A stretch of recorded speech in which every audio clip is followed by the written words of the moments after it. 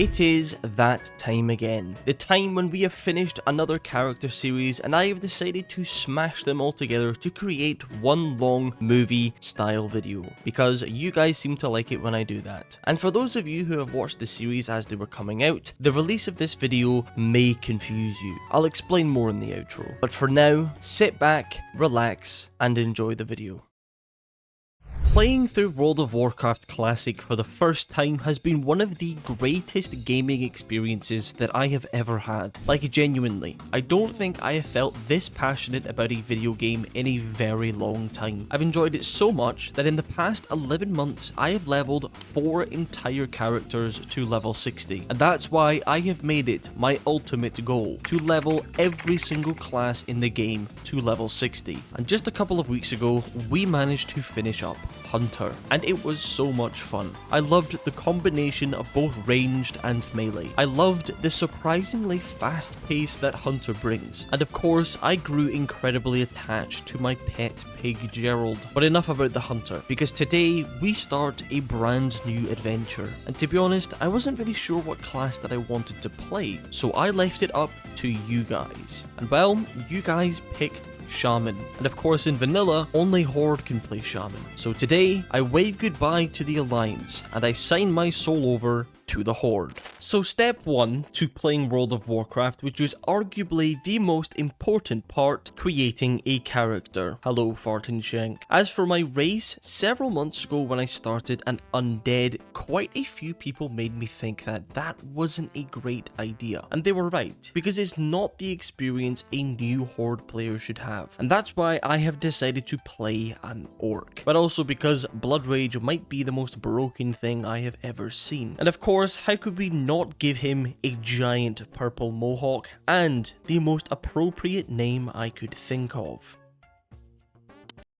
Loading into a brand new character for the very first time, I can't help but get excited, because this is the true Horde experience. And just like that, the legend of hairy Orctos was born. His name shall echo throughout the entirety of Azeroth. Once I had my UI set up and ready, we could begin the first quest. The simple task of killing some pigs that are hopefully not related to Gerald in any way. The first thing I have to say about the Valley of Trials is, wow, this place is very orange. Typically I play with my monitor brightness set to 70 instead of the default 50, and I put my gamma all the way up to 100. But whilst I was here, I literally had to turn it down because it was that bright. Other than that though, it felt fantastic to be back in the Valley of Trials. As expected, Boar Murder really didn't take long to complete, so I turned in the quest and visited the Shaman trainer for the first time, where we could already learn a very important ability called Rockbiter Weapon. A weapon imbue that would simply increase attack power and generate a lot of threat. I then got started on the next couple of quests. Everyone's favourite, collecting cactus apples, slaying scorpids for their tails, and of course killing vile familiars by the cave. And you know, weirdly, there was a lot of competition for the familiars. There was a good like 5 to 6 people all doing the quest at once. On my way back though, I came across a dying troll who was apparently stung by a vicious looking scorpid, and he now wanted us to kill it to uphold his honour. Ooh, the plot thickens. As expected though, the big bad scorpid was already dead and we would have to patiently wait for him to respawn. So I teamed up with a nearby orc to guarantee that we both got the quest completion. After turning in that small chunk of quest though, I was already given a class quest to complete, which is much earlier than any of the other classes we had done. We now needed to venture into the depths of that demon-filled cave for 2 things. Firstly, so that we could kill fellstalkers and take their hooves, but also so that we could get the burning medallion. So I teamed up with another random orc, and we were able to nuke down the mini-boss and make our grand escape out of the cave. Man, am I glad that we are done with the cave quests now. I turned in the quests once more and then picked up another, which now wanted me to go straight back to the cave for a 3rd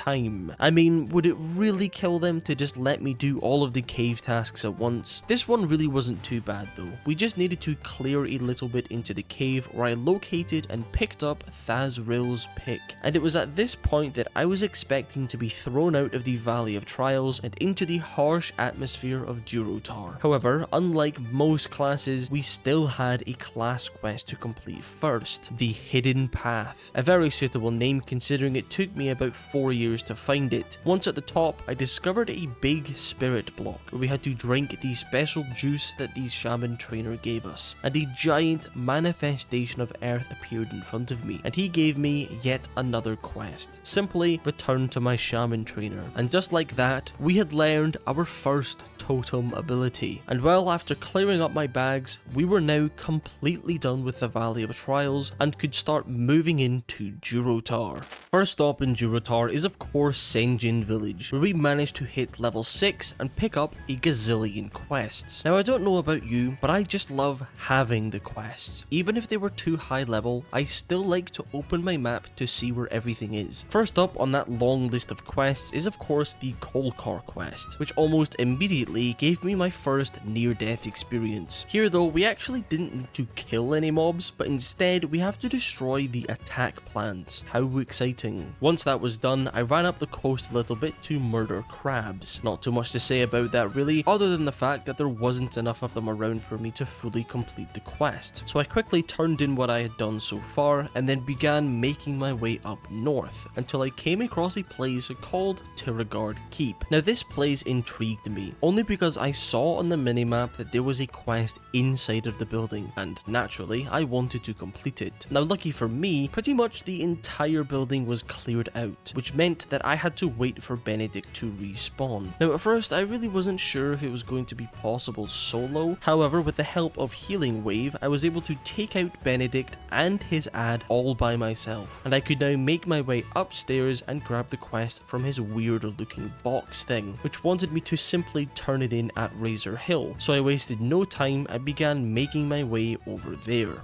Not gonna lie, I forgot to record the collecting of the quests, but I think you know how that goes anyway. First up, we had to go all the way back to Tiragard Keep, and I now realize that yes, I should have waited to kill Benedict because I now had to kill him again. So I grinded my way through all of these sailors and marines and began making my way back through the keep, which this time was unfortunately not cleared out. But eventually I had climbed my way back to Benedict, and weirdly his ads hadn't respawned, which meant it was far easier to take him down this time compared to the last. After that was done, I jumped behind the keep and towards the beach, where I once again went back at the crabs. Still don't really have anything to say about that, to be honest. I then returned to Razor Hill to turn in since I was passing anyway, and I then made the short journey over to the Razor main boars, who once again I'm going to hope don't have any relation to Gerald. And luckily whilst I was doing that, I teamed up with a friendly warlock to get the quest done twice as fast. That was until I accidentally pulled an elite. Now in my defense, I didn't realize it was an elite because it looked identical to the other Razor main, and well, it looked pretty rough. The warlock rooted it, I had to use a potion and all of my mana on healing myself, but we did manage to kill it, all calculated. I then made the long journey back down to Sen'jin Village to turn in and get started on the Echo Isles quests. Now personally, I love the Echo Isles. Something about the voodoo troll aesthetic paired with the tropical-ishness, I just think it goes incredibly well together. After a short while of killing trolls, I teamed up with yet another person. Friendly people these orcs are. Together, me and the rogue took down an entire army. I even saved him from certain death. But after spending about 20 minutes together, we had managed to get absolutely everything here done, and it was now time to return to Sen'jin Village for the very last time, which just so happens to have gotten us to level 9. And I gotta say, the orcs seem to level extremely fast. At this point, I'd only been playing for about 2 hours, and we were already almost level 10. So once again, I returned to Razor Hill, where I turned in yet another quest. And at this point, my quest log was looking pretty empty, empty, so that left me with no option but to begin moving north. And along that journey, I came across a little goblin NPC who offered me another task. Collect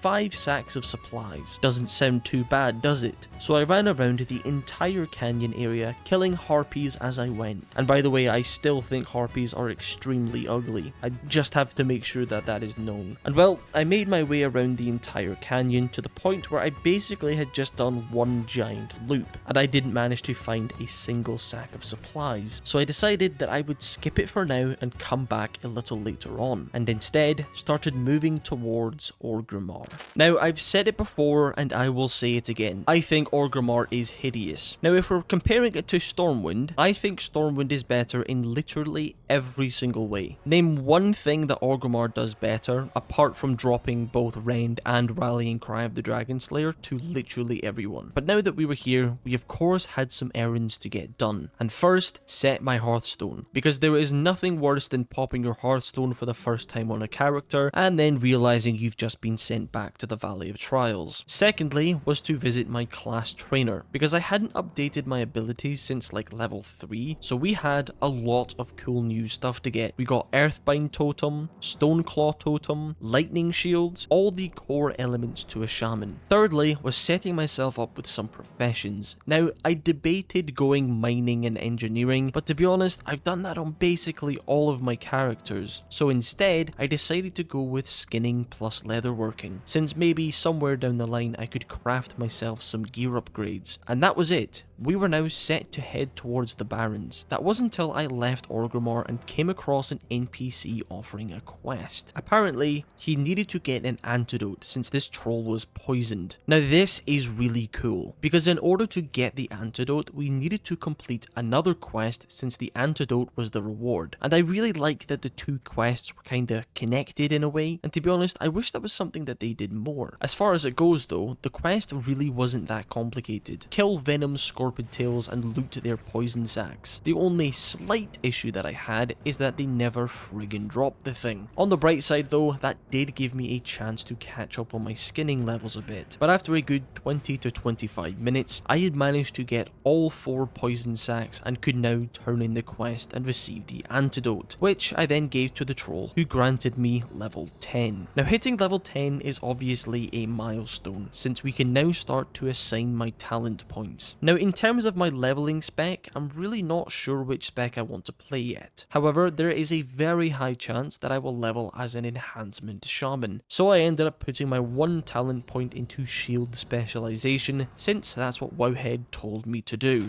Before I went through to the Barrens, I decided that I would give the Sack of Supplies quest another go, and for whatever reason, this time they were in such abundance. So I'm thinking that when I attempted it the first time, there must have been someone that was just ahead of me picking them up. The follow-up quest wasn't anything out of the ordinary either. We had to venture behind this mountain where we found this harpy lair, I guess you could call it, and well, I got invited to a group that had 4 players in it, and we were able to smash our way through the quest pretty easily. And since we were now level 10, I returned once again to my trainer who was offering a quest. I also learned the very important Strength of Earth totem, a totem that would increase strength. I know, surprising isn't it? So I made my way through to the Barrens where I was able to turn in the quest and begin the chain, which once again wanted me to climb a mysterious looking very orange path, and at the top, a guy. And looking at the quest on the map meant that I was going to have to run around quite a bit, and I kinda contemplated skipping the quest, so I googled it, and turns out this is a quest for the Searing totem, a very important totem in the Shaman rotation, so realistically I just couldn't skip it. So I went all the way over to the northeast part of Durotar, where I came across WoW Classic Hell, also known as a cave. So of course, I ventured deep into this cave where I found the Burning Blade cultists that I needed to kill and loot a reagent pouch. And I can't lie, got myself into a bit of a situation here, but using my legs, I was luckily able to run for it and reset the mobs. And not long after that, I was finally able to get the pouch that we were after. The second item we needed was far simpler. I had to go up the hill to the Razorfen and find a Geomancer and then take it down, and just hope that it drops a fire tar. Lucky for me, the first mob got us to level 11, and the second mob dropped the fire tar. So I then made my way back up the very mysterious orange path and could now begin the second part of the quest. Now at first, I thought I was going to have to kill every single one of these fire elementals, but luckily I managed to pull just one of them away from the pack, and granted, they hit very hard, but of course it is still no match for hairy Orctos. I could then turn in the quest at this very tiny fire and then start the next part of the quest, which was to simply return to the first NPC that we spoke to. 30-minute round trip, and we had now learned the Searing totem, and with that now done, I began moving towards the crossroads. Once I had arrived, I really didn't spend too much time here. I had a quick look around and of course picked up every quest in sight, and there was a crap ton of stuff to get done here. Although the Barrens may be the most aesthetically boring zone in the entire game, you've got to give it to it. It does at least keep you busy for a little while. For now, it was primarily killing stuff, which obviously is the best kind of quest, and well, whilst I was in Orgrimmar, I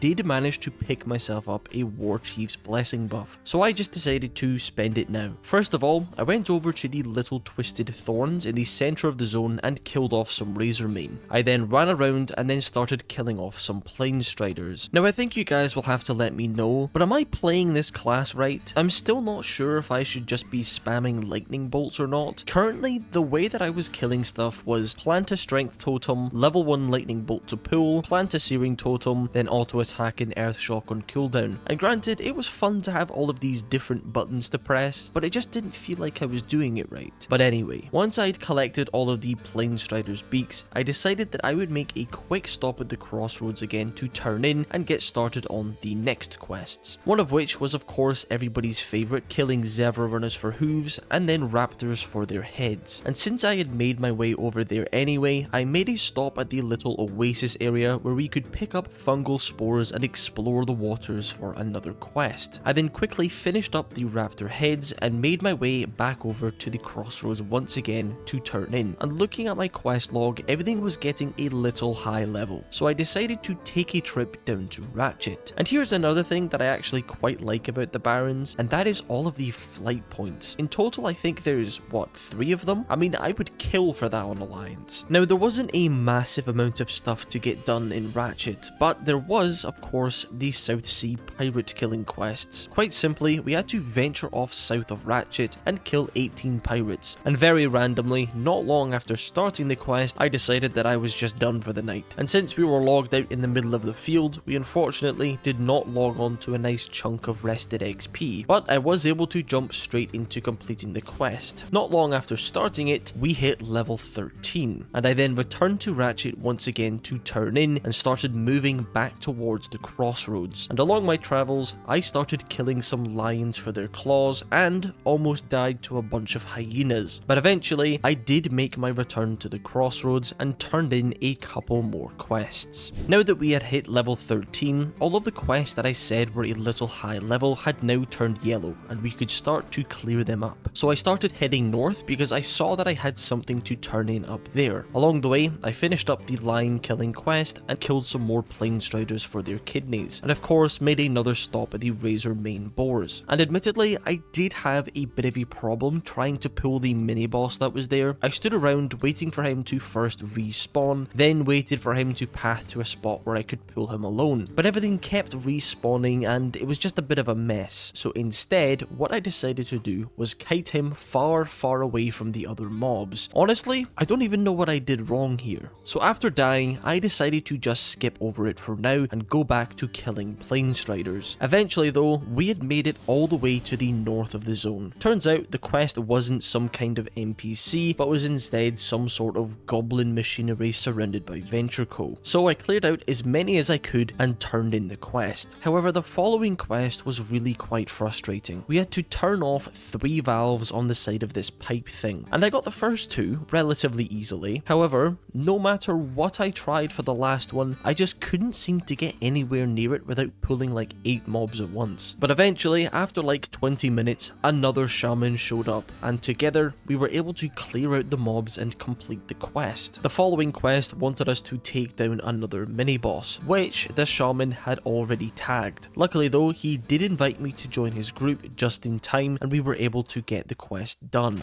During all of this madness, we had managed to hit another milestone, level 14. Now ordinarily, level 14 would mean absolutely nothing to me. However, on the Horde side of things, we actually get access to a dungeon starting at this level, which is of course none other than Ragefire Chasm. So before we went and did that, obviously I wanted to get all of the dungeon quests, which meant that I needed to go to a place that I had never been before, Thunderbluff. Like seriously, I have never been here before, and that's including in retail. So I ran all of the way through Mulgore and took the giant lift up to the Tauren city, and I have to say, this place was awesome. At least aesthetically, I think Thunderbluff is the best looking city in the entire game. Better than Stormwind, better than Darnassus, better than Orgrimmar, obviously. I'm not entirely sure what it is that I found so cool, but I think it's maybe just the way that all of these mountains are connected by these long bridges, or maybe the natural atmosphere that it's created. Point is, I think this is fantastic. So I picked up all of the quests for Ragefire Chasm and made my way back over to Orgrimmar, where I patiently waited for someone to invite me to a group. Eventually though, someone did invite me to a group and we could get started on our run. Now originally, this group wanted me to tank. Didn't even know that Shaman tanking was a thing, but I suppose it does actually make sense. Rock Bite or weapon generates a lot of threat, and so does Earthshock. Eventually though, we did get a druid who joined us who offered to tank instead. Now Ragefire Chasm, I know some people probably think this dungeon is boring, and I mean you're right, it is quite boring, but I think it's fair to compare both Ragefire Chasm and Stockades since they are both in the capital cities, and by a mile, Ragefire Chasm is better. Stockades is just 93 identical mobs, but Ragefire Chasm has bosses, a bit of loot, and quest mobs, and overall just feels like at least some kind of love went into creating it. Eventually though, we made our way up this long ramp thing where we found a quest giver and the mini boss Ogleflint, which obviously we took down. Sadly though, things went a little bit south when the priest decided to look over the ledge, which aggroed literally every mob in a 10-mile radius, and unfortunately I really couldn't do anything but stand and watch as the mobs swarmed over me. But not to worry, because we all respawned and continued from where we left off. We cleared our way through the hordes of elementals until we got to what I think is technically the first boss, Taragaman the Hungerer. Now loot wise, the dungeon really doesn't contain anything particularly special. In fact, apart from maybe some random trash drops, I don't think there is any blue items to get. But we get the boss down and he drops the subterranean cape. Now I know it's not insane, it's 2 strength and 2 agility, but it's still more than I had before, so I needed on it and I won, so that's at least something. Now unfortunately, we were clearing up the next trash and things went downhill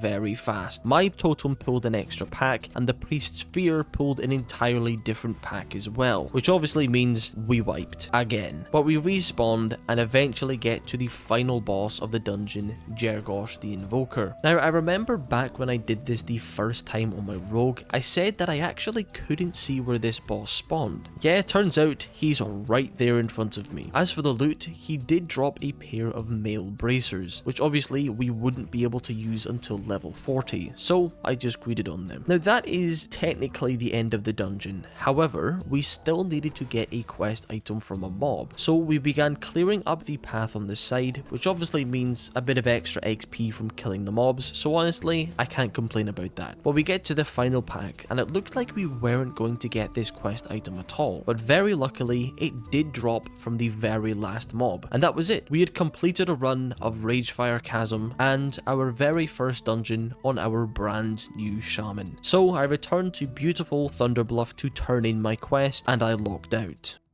Last time was the first day of playing our new Shaman. Starting out as a puny little level 1, we powered our way through the Valley of Trials and explored our way through the retina-burning atmosphere of Durotar and the massively underwhelming Barrens, before we ended it all with a fantastic run of Ragefire Chasm, where we managed to hit level 15. However, for today, I would like to set us the very simple goal of reaching level 25. So like I said, last time we ended with a Ragefire Chasm run. However, I realized not long after recording that video that I actually missed one of the chain quests. So that is where we start the day, in a cave just to the east of Orgrimmar. But what is so special about this quest that I am willing to go into a cave filled with grey level mobs? Well, you guys made it perfectly clear that putting my first couple of talent points into shield specialization apparently wasn't the greatest idea. And well, turns out I was following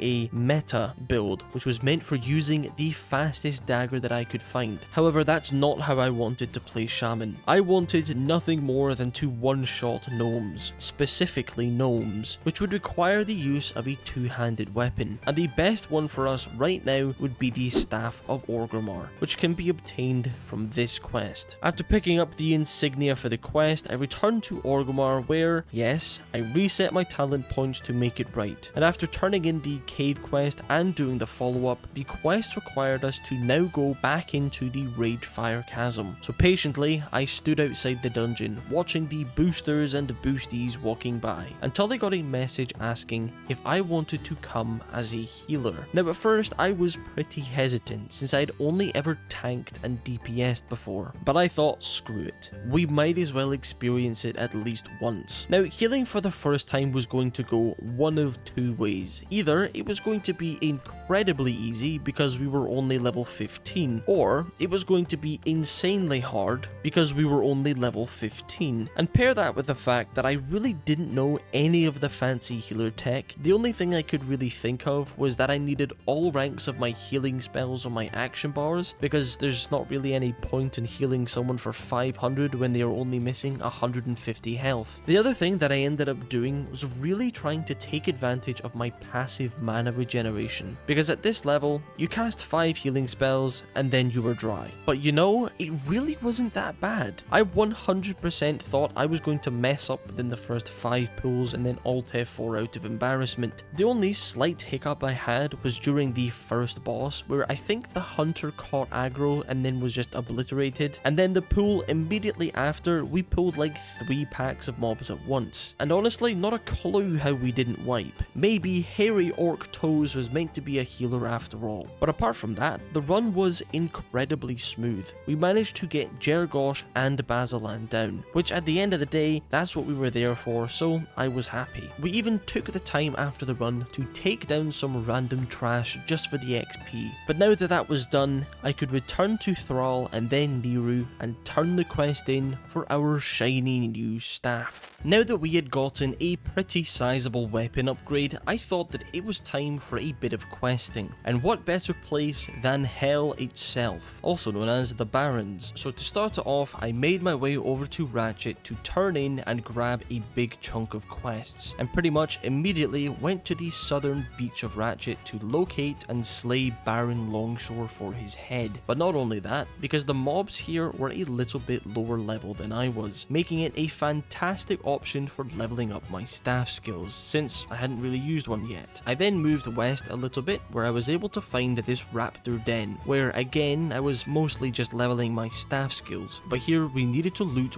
raptor horns, but also collect some stolen silver from a chest. The issue with that silver is that it was being guarded by 3 raptors, which obviously I wasn't going to be able to solo. Lucky for me though, I teamed up with a friendly hunter and we were able to take it all down together and then loot the stolen goods. I then moved over to the west a little bit, where I was able to find a field filled with these storm snout lizard things. Very simple quest, kill it and loot a horn off of it, which very luckily I was able to get after only 3 mobs. I then made a quick return to Ratchet to turn in my quests, and then made the very long trip back up to the crossroads and over to this horde hut thingy to grab a couple more quests that wanted us to slay Kolkar, which I wasted no time with and started on that immediately. Good thing about this quest though is that pretty much all of them are lower level than I was, so we were killing them in about 2 to 3 auto attacks. Plus we get to do it in the little oasis area, which if I'm being totally honest, I think is literally the only part of the Barrens that I think is aesthetically good. It's like they put so much detail and care into this one part and then just said, you know what? nah, we'll just cover the rest of it in sand. But after getting the quest done, I immediately took it back over to the hut thing and accepted the next quest, which wanted me to kill Verog. Now here's the thing with this quest. My add-on questie basically just said, go to this spot and then kill Verog. But when I got there, Verog was nowhere to be seen. And all I can say is, thank God I randomly decided to read the quest, because turns out you actually have to spawn him in by killing Kolkar around his spawn point. But overall, it was a cool and unique quest mechanic. Afterwards, I decided to give the Kolkar a little bit of a break, you know, give them at least a chance to recover from my slaughter, and I decided to get started with the Witchwing Harpy quests. Nice and simple quest, kill harpies and then loot their talons. And if you've watched the channel before, you know exactly what I'm about to say. The harpies are ugly, like really ugly. I don't know what it is about it, man, but something doesn't sit right with me about these things. I mean, come on. Bird people. Fortunately though, the quest really didn't take too long to get done on account of most of them being lower level than I was. I then went to the very northeast part of the zone to this kind of hidden Venture Co area. Like, I mean really hidden. It took me way longer to find this area than it should have. And this quest was just like any other really. What we were after was a cat's eye emerald. Kill Venture Co and then they might drop it. However, that apparently wasn't the case here, because I'm not even kidding, I must have killed at least 50 of these guys. I was here for easily half an hour just running in and out of this cave trying to get the item. But after dying, respawning and then dying again, I honestly just got a bit fed up and decided to leave it be for now, and then I logged out for the night. Logging on to play the following day, you'll never guess where I went. That's right, I went to the Barrens. Now last time you might remember I went over to this Razormane boar area and I skipped it because I wasn't able to pull the mini boss without pulling every mob in existence. Well, I decided that I would start the day off by going back to these boars and finishing that quest off. This time though, it was incredibly easy because most of the mobs were grey now and we were giving them the 3-shot treatment, and all that was left to do now was kill a couple of Razormane Geomancers. After that was done, I returned to the crossroads to turn in a couple of quests, and then took a flight down to Ratchet to do the exact same thing, which just so happens to tip us over into level 19. Now level 19 is not only the best level for a twink character apparently, but we are now also appropriate level for our second dungeon, Wailing Caverns. So I headed over to Thunderbluff and grabbed the dungeon quest and stopped to update all of my abilities, and then made my way over to the dungeon entrance. So I know some of you probably wanted me to level as a resto, but nope, I went straight back to enhance, because my previous statement about one-shotting gnomes still stands. As for this group though, we were actually only doing it as 4 people. Originally, we actually had a full 5, but someone got kicked over something to do with threat? I don't know, I wasn't really paying attention. As a whole though, I actually do quite like Wailing Caverns. For me, I would put it between Ragefire Chasm and the Dead Mines, with Dead Mines being at the top. I do really like the cave aesthetic, and there's parts of it that are almost flooded with stuff growing on the walls and it looks really cool. However, there is one part of the dungeon that I really dislike, and if that part didn't exist, I think it would be a lot better. Loot wise however, there is a couple of pieces that would be really good for us. Firstly, a glowing lizard scale cloak, probably the best cloak that we are able to get right now. Secondly is the Staff of Living Root. Stat wise it's kind of whatever, but it does have good DPS. And of course,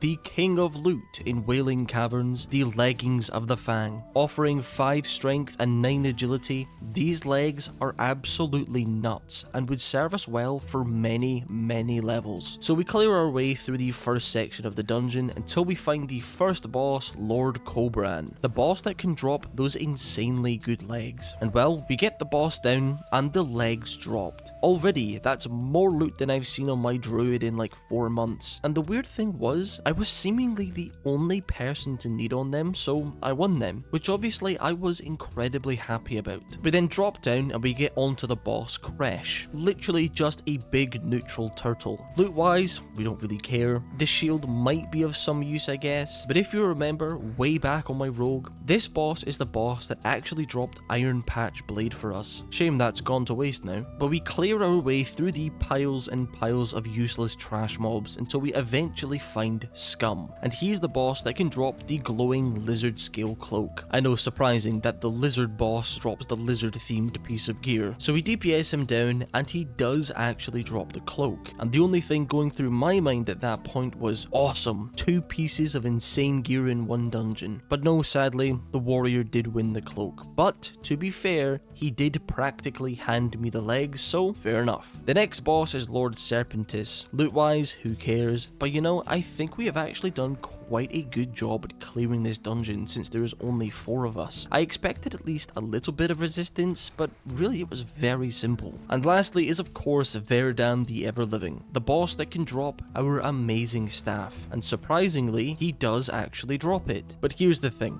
the healer needed on it. And when it comes to loot, I'm usually pretty relentless, but I decided to pass on it because once we eventually got out of this place, we get another staff from one of the dungeon quests which is extremely similar. So earlier I talked about there being one thing in this dungeon that I hated. Well, what is it? It's this freak. I mean, could he really walk any slower? An escort that takes no less than 15 minutes and there isn't even a quest. The only thing he does do is spawn in the last boss of the dungeon. And okay, granted, he does drop some pretty cool loot that suits the entire group. But apart from that, I'm really not sure it's worth it. But on the bright side though, I suppose we did hit level 20, which is of course a massive milestone for us. I eagerly made my way back to Orgrimmar to visit my class trainer, and we managed to get some huge abilities unlocked. Of course, we now get access to Ghost Wolf, which will make traveling much quicker. But we also got Frost Shock. Now, correct me if I'm wrong, but this is far better for damage than Earth Shock. So I'm thinking Earth Shock primarily is for interrupting spells, and Frost Shock is for damage with the added ability of slowing things that it hits. So I actually didn't go straight back into the world to quest, but instead I spent a good part of an hour in Orgrimmar just getting caught up with my leatherworking profession. And well, the guide that I was using told me to hold on to these belts, so now my bank just kinda looks like this. Apart from that, I flew around to all the different cities, turning in the loose quests that I had, including a very important Wailing Caverns quest, which awarded me with my weapon for the next 10 levels, the Crescent Staff. And then I went straight back to the Barrens again, because, well, where else am I gonna go? But this time we were going to do what I have titled the Theramore arc. We needed to go to North Watchhold, I think that's what it's called, and we have to kill marines and loot their medals, and also kill 3 different little mini-bosses. Luckily, I had teamed up with a friendly rogue and priest, and holy crap, I don't know if it's just me, but my new legs and weapons make me do insane damage. We're just taking chunks of health at a time. The other thing that was here was an escort quest, which apparently has an incredibly long respawn timer. Our little group of 3 also very quickly turned into a full party, but eventually he respawns and we can start the quest. And it was a pretty regular escort quest. The NPC made sure to walk as slowly as possible, and at first I just thought that we were escorting him out of the compound, but no, that wasn't the case. We were actually escorting him all the way back to Ratchet. And to put it into perspective to how long this quest took, in Ghost Wolf form it took me about 2 minutes to get here, but walking it felt like an eternity. In fact, it took so long that by the time we were back in Ratchet, I now had a Blackwing Lair raid to get to. Still no DFT, by the way.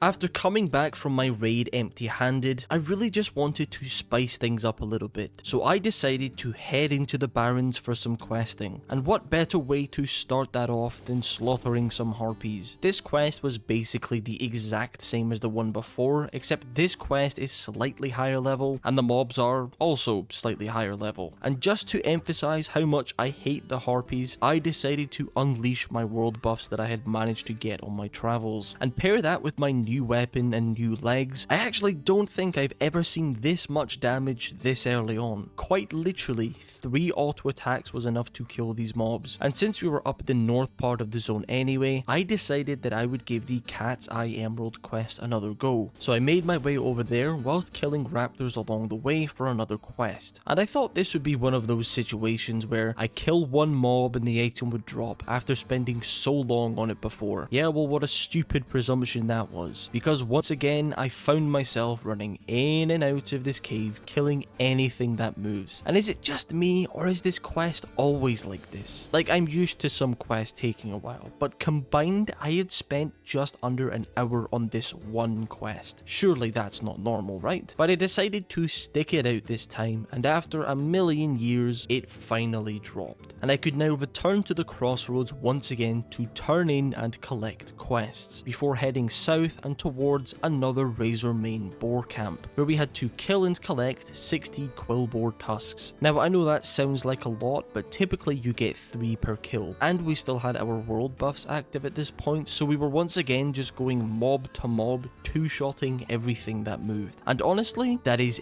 everything I wanted to get from playing a shaman. After that was finished, I moved even more south, where I found giant scorpid nests, and here we had to collect scorpid eggs. So I spent ages scanning the ground for egg-shaped things to pick up. Yeah, well, how silly of me, because it's actually these giant boulder-shaped things. Obviously, I once again started moving south, because I actually had a class quest to turn in, which I was assuming was for the water totem, on account of the quest being called Call of Water. However, the follow-up quest wanted me to go all the way to Tarren Mill, which is quite literally on the opposite side of the world, and I'm really not sure if there's like a zeppelin to get over there, or if I was just going to have to run. So I decided to just skip over it for now, and instead went all the way back up north to the Harpy Den. This time we were needing to slay a mini-boss, who I guess is like the leader of the Harpies or something. But after turning that in, I can't lie, I was getting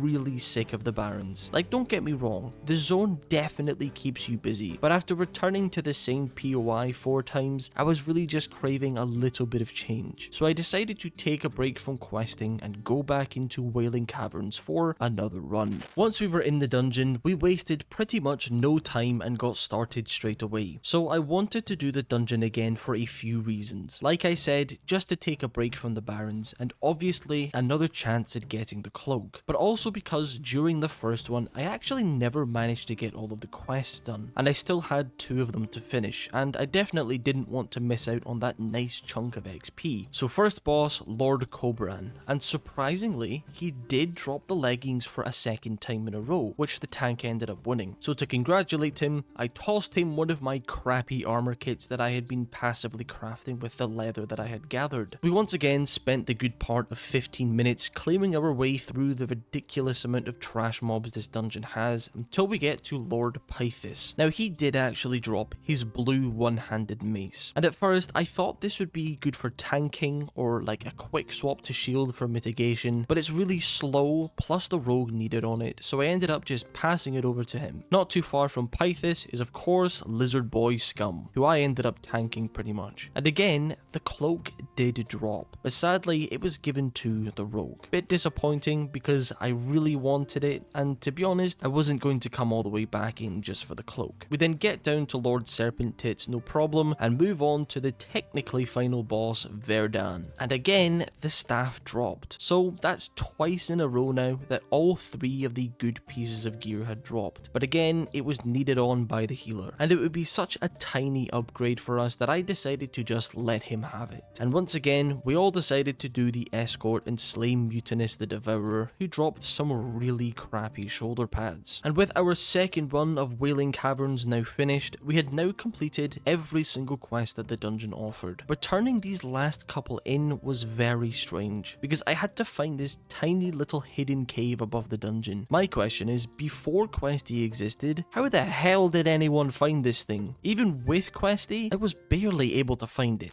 With our last Wailing Caverns run now completed, it was time for our final push in the Barrens. I really just wanted to get this zone done, because honestly, I was so bored of running around the same zone for so long. So once again, I moved to the southern part of the zone to pay another visit to those lightning lizard things, this time to collect 3 vials of their blood. I also went back to that exact same Razormane boar place to once again slay some boars. Now this is what I'm talking about when it comes to this zone. Sure, it's a quest, it keeps us busy, and it gives us XP, but do I really need to go back to the same place 3 different times to do what is basically the same quest 3 times? After that was done though, I headed over to Camp Torajo to turn in and pick up the next Razormane quest, which I wasted no time with and started straight away. This one was a bit different though. Instead of just mindlessly running around killing whatever, we had to kill specific enemy types that would drop quest items based on the type that you had killed. And although we didn't have our world buffs anymore, and these mobs were actually my level, we were still chunking away at their health. If this is how Shaman is even at later levels, then honestly, this might be my new ult for TBC. The other quest we had here was killing 3 different mini-bosses, which was as simple as it sounds really. And since I was down here anyway, I made a quick stop off at a place called Baal Modan. This part of the Barrens was quite cool though. It was like a dwarven quarry, I guess you could call it. Very simple quest here though, run around and kill a few different kinds of dwarves. And that was it. We had completed the Barrens. Okay, well, not really. I still had a decently large chunk of quests that I could do, but to be honest, that was the absolute last thing that I wanted to do right now.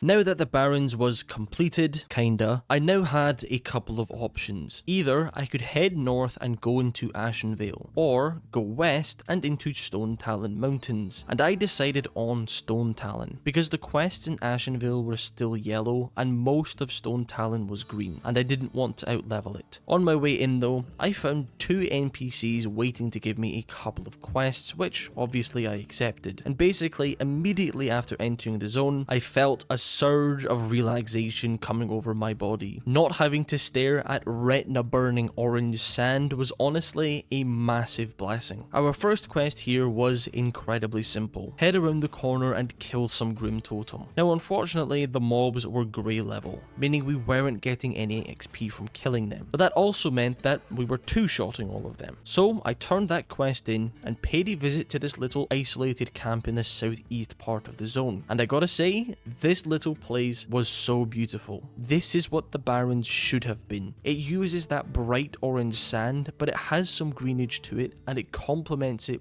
perfectly. I headed back over to the Grim Totem area for the follow-up quest. Again, it was basically the same thing as before, but this time we were killing the big bad versions of the mobs. And whilst I was doing that, I found an NPC called Kaya Flathoof, who was offering me an escort quest. And I suppose the idea behind this quest is that she's been captured by the Grim Totem and we are here to set her free, or something along those lines anyway. Afterwards, I quickly went to turn in the quest and then began venturing off deeper into the zone. And as I was coming up to my first quest objective, I found a wanted sign, which obviously I took on as well. Now this part of the zone was pretty awesome. The entire area was taken over by giant spiders, and you really do get that feeling in here, with the ginormous spiderwebs going from tree to tree, and I just thought that was really cool. Quest-wise though, it was pretty simple. We were killing some spiders and also collecting some of their eggs. However, that wanted quest was also here. It wanted us to slay this giant elite spider, and well, I was feeling pretty confident, so I thought, screw it, there's no harm in giving it a go. And I felt like I kind of knew what the outcome was going to be, but I popped healing spells and I popped healing potions, and just by the skin of my teeth, I was surprisingly able to take it down. And now that the spider quests were completed, I once again moved further into the zone until I came across this horde settlement called Sunrock Retreat. I really liked this area. It had the same combination of scenery as the camp from before, plus it has this nice pond in the middle with a bridge going over it, and it just felt really cozy. But just like most places, here we were able to pick up another chunk of quests and get ourselves a new flight point. And to start off those quests, I of course went back and over to the Ventricle Lumber area. And this is actually a quest that I am very familiar with. I've done it countless times on the Alliance at this point, but I do think it's really cool that despite picking up the quests in different areas, we still get access to the same quests. Eventually though, I found myself standing outside of the dreaded cave. On pretty much every single one of my characters, I have made an attempt to get into this cave and pick up whatever that quest is. But this time, I was determined to find out what it was, and lucky for us, I had made friends with another orc, and together, we powered our way through the kobolds. And finally, we had found the little goblin, and what he wanted us to do was protect him whilst he mined away at his mysterious ore. And honestly, thank God I never got to this point before, because there was absolutely no way I would ever have been able to solo this. But together, we were able to get the quest done pretty quickly, and could start clearing our way back out of the cave again. But now that I finally knew what that quest was, I went back and finished up the Ventricle murder. before heading back down south again and into Boulder Slide Cavern. Inside of here, we needed to collect some resonite crystals, and ordinarily I think I probably would have struggled at least a little bit with this quest because it was absolutely filled with kobolds. However, they were once again grey mobs, so we could just one-shot our way through. Once we had finished up inside the cave, I made my way back to the first NPC that we visited to turn in. Now at this point, we were so close to level 25, and I kind of knew that if I were to go all the way back into the zone, we would end up finishing the video in the middle of doing something. So I am happy to say that we have completed the goal for today. Last time was our second time playing our brand new Shaman, and we managed to hit level 25 by questing through the Barrens, and just to spice it up a bit, we even went to the Barrens. But we also did a few runs of Wailing Caverns, and we were able to secure the Leggings of the Fang, one of the best pieces of gear at this level. But with the Barrens now completed, kinda, it's time to spread our wings and explore what the Horde actually has to offer. So the goal for today's video is to simply reach level 30. To start the day off, we actually weren't going to be starting with leveling, but instead finishing off a very important quest line, which would be the quest to unlock the Water Totem, allowing me to use abilities such as Mana Spring Totem and Poison Cleansing Totem, which is great for fighting rogues of course. And the reason I haven't done it sooner is because the quest apparently takes a ridiculous amount of time to complete, having us run around the entire world basically. So first stop was to make it all the way into Ashenvale to fill a blue water skin, and since I was going past anyway, I decided to turn in a couple of quests at the entrance. But the plan currently wasn't to start questing here just yet, but I thought that it would be a good idea to prepare as much as I can for it, and by that I mean collecting the flight points. And at the end of the last video, you might remember we stopped basically right before hitting level 20, and well, after simply traveling through the zone, that tiny amount of XP you get for exploring managed to get us to level 25. But eventually, I found myself at a place that I believe is called the Ruins of Stardust, a small lake with an island in the middle, and quite simply we had to fill the water skin at this, I don't know, what is that, a bird bath? And of course I made a quick stop at the Zorumgar outpost just to get the flight point, before flying back over to the Barrens to turn the quest in. And of course, in perfect WoW Classic fashion, now wanted us to go to Silver Pine Forest, which is quite literally on the other side of the world. So to shorten it, I took a zeppelin to the Undercity and grabbed the bird down to the Sepulchre. Now when I got there, I was slightly confused as to where I was supposed to go, because there didn't seem to be a designated pathway. So I ended up just squeezing myself through the mountains, which just didn't seem like that was intended. But regardless, we are here now. And what we had to do was pick up the Corrupted Manifestations bracers from this elemental and then turn the quest in and start the next part. And when I did, there was this massive swirling tornado thing. So I was expecting a massive thing to appear in front of me, but no, it was just a regular looking elemental. But just like before, I really couldn't find a proper way out. So tell me, am I just completely blind or was swimming all the way around what I was supposed to do? But anyway, I made my way back down to Ratchet once again and turned the quest in. And just like that, we have acquired the Water Totem. With our little errand out of the way, it was time to start grinding out some XP. And no, I will absolutely not be returning to the Barrens. I will never do that again. But instead, I decided to head into Stonetalon Mountains to finish off the zone before the quests turned grey. So I flew down to Sunrock Retreat and grabbed whatever quests were left to do, and then made my way down to Windshear Crag. Now we had already done the bulk of the quests in this area, but we still had two. And for the first, we had to locate two massive goblin shredders called KT9 and KT4. Now the other thing we had to do here was pick up Grenzo's arm. However, I think it was on top of whatever this thing is, and I had a little look around, but I couldn't seem to find a way up. Again, that might just be me being blind though. After that was done, instead of turning in the quests, I started moving north to do the quests up there, and along the way I stopped to complete a quick quest around this lake of simply picking up some seeds and murdering some coarser for their eyes. But whilst I was doing that, some funny guy decided that he would kill me. And I know I've said it before, but I don't really understand what the point of killing people 20 levels lower than you is. Now don't get me wrong, I like PvP, but I don't go around killing levelers that clearly have no fighting chance. Like, what do you gain? I just don't really understand it. But eventually, I got that done and made my way to the very north part of the zone called Stonetalon Peak. And we had quite a few quests here to get done. Collect sap from corrosive sap beasts, whiskers from twilight cats, and slay an assortment of different kinds of night elves. Now, the way I usually do quests is I like to separate them. Like, I would stay in one place to do the sap beasts and then move on to doing the cats, etc, etc. But there simply wasn't enough of every mob to get them all done at once. So I spent a good 30-ish minutes running around doing the quests bit by bit. And I was honestly expecting there to be a ton of alliance here /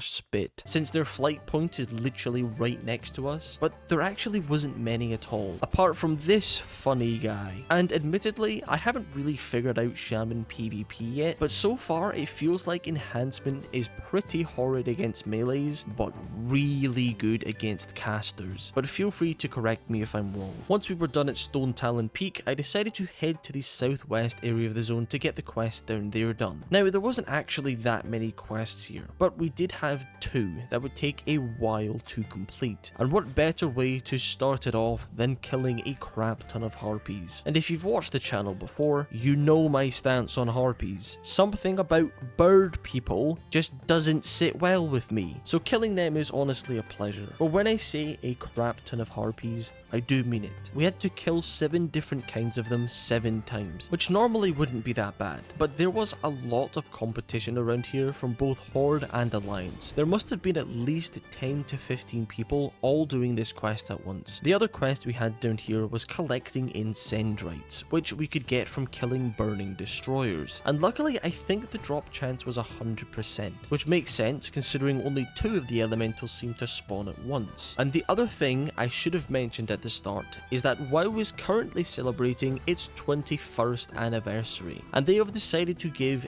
every single player the unrelenting rallying cry of the Dragon Slayer buff, which is basically just a permanent Onyxia buff. So if it seems like I'm dealing way more damage than I should be, that is why. But that also means it's been exactly 1 year since we started this classic WoW journey together. And honestly, I can't believe it's been 1 year already. It seems like only yesterday I was learning how to turn left, and now I have some of the highest feral druid parses in vanilla, which I didn't even know I was capable of until a couple of weeks ago. But whilst I was just running around, a viewer of the channel messaged me and asked to come take a screenshot together, and of course I said sure, and he decided to trade me some potions to help on our adventure. And who would I be to reject such a generous gift? So massive shout out to Zitos. Honestly, he's a super chill guy. But of course, I had to repay his kindness. I mean, how could I not?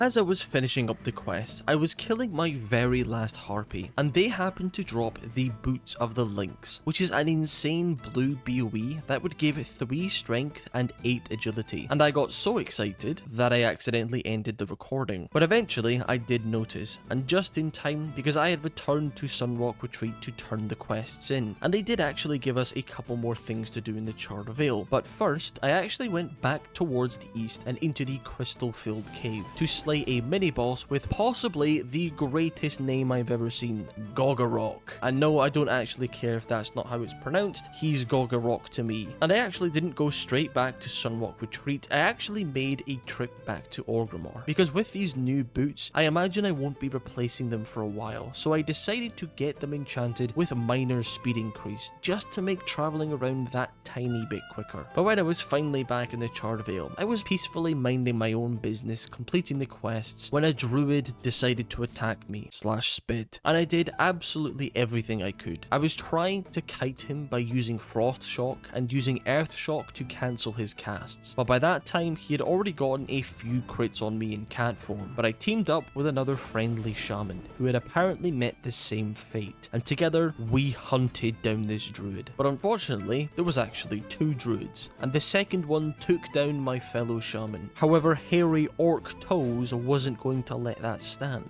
and using Frost Shock and Earthbind Totem, I was able to smack him to death. But unfortunately, that was the last time we saw them. But this guy was actually really chill, so I decided to stick around for a while and help him complete the rest of his quests. And in return, he also helped me with the elite quest of taking down the Blood Fury Ripper. And that was it. We had completed Stonetalon Mountains, except for the arm collecting quest because I couldn't find it. Now that Stonetalon was completed, I actually did have a few options for leveling, but I decided to head into Ashenvale just to give my poor eyes a break from all of the beige. And I definitely don't regret getting all of the flight points earlier because I was able to just fly over, grab the quests and go. I started off by moving south a little bit to grab the quest that I think you're supposed to do on your way into the zone, and well, turns out it was an escort quest. So I teamed up with 2 nearby players and we patiently waited. Now most escort quests are just, I'm stuck, get me out. But this one was actually somewhat interesting. We were doing, I guess, an attack on a small night elf settlement, and good thing there was nearby players because solo, I imagine this quest would have probably sucked since there was just constantly spawning mobs over and over again. Once that was done, I decided to quickly turn it in on the way past because we had to go behind the Splinter Tree outpost to find a camp full of satyrs. Now I thought this would just be a nice quick quest that we could do to just get it out of the way, but no, that apparently wasn't the case at all because we had to loot 16 satyr horns. Now because that number was so high, I was assuming that it would be a 100% drop rate. How silly of me. Plus there was a ton of competition, and to top that off, some of the satyrs would apply a debuff that simply had the description, "Your heart has been weakened," and basically that just gives your character a heart attack every 30 seconds or so. But eventually, after literally 40 minutes, we had gotten the quest done. But by that time, I ended up having to log off for the night.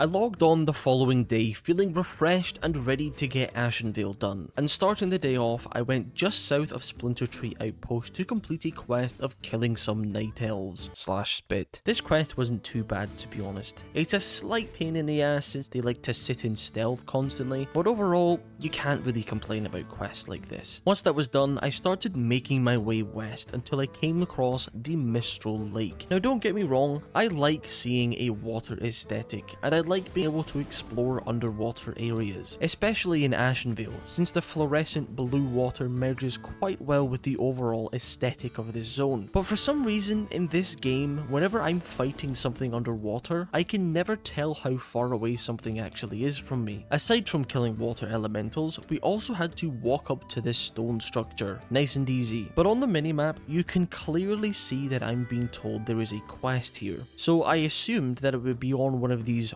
random boxes or pieces of stone, but I just couldn't seem to find what it was, so I decided to skip over it. I then made my way back over to Splinter Tree Outpost to turn in, and usually there would be follow-ups to quests, but weirdly, none of the quests gave me any. So that left me no choice but to head over to the Zorumgar Outpost, which gave me a nice chunk of quests to complete, including yet another escort quest. And that's one thing I've definitely noticed about questing as Horde, is that there are a lot of escort quests. But eventually we came up to this small island with this kind of fire pit looking thing on top, and that's when we started getting swarmed by Naga. Now according to this NPC, this was supposed to be done in a group, but never underestimate the power of hairy Orctos. Eventually this giant hydra emerged from the water, and I confidently attempted to solo it, and this thing was hitting hard, and I had to use potions and healing spells, but eventually I was able to single-handedly take the beast down, but that left me with literally 32 HP left. I then headed over to the northern part of the zone to slay some Zul'Farrak. Not too much to say about that really, I think you know how that goes anyway. But eventually I got so deep into the Zul'Farrak den that I came across a cave entrance. How spooky. But turns out I actually had a quest to complete inside of here anyway. The simple task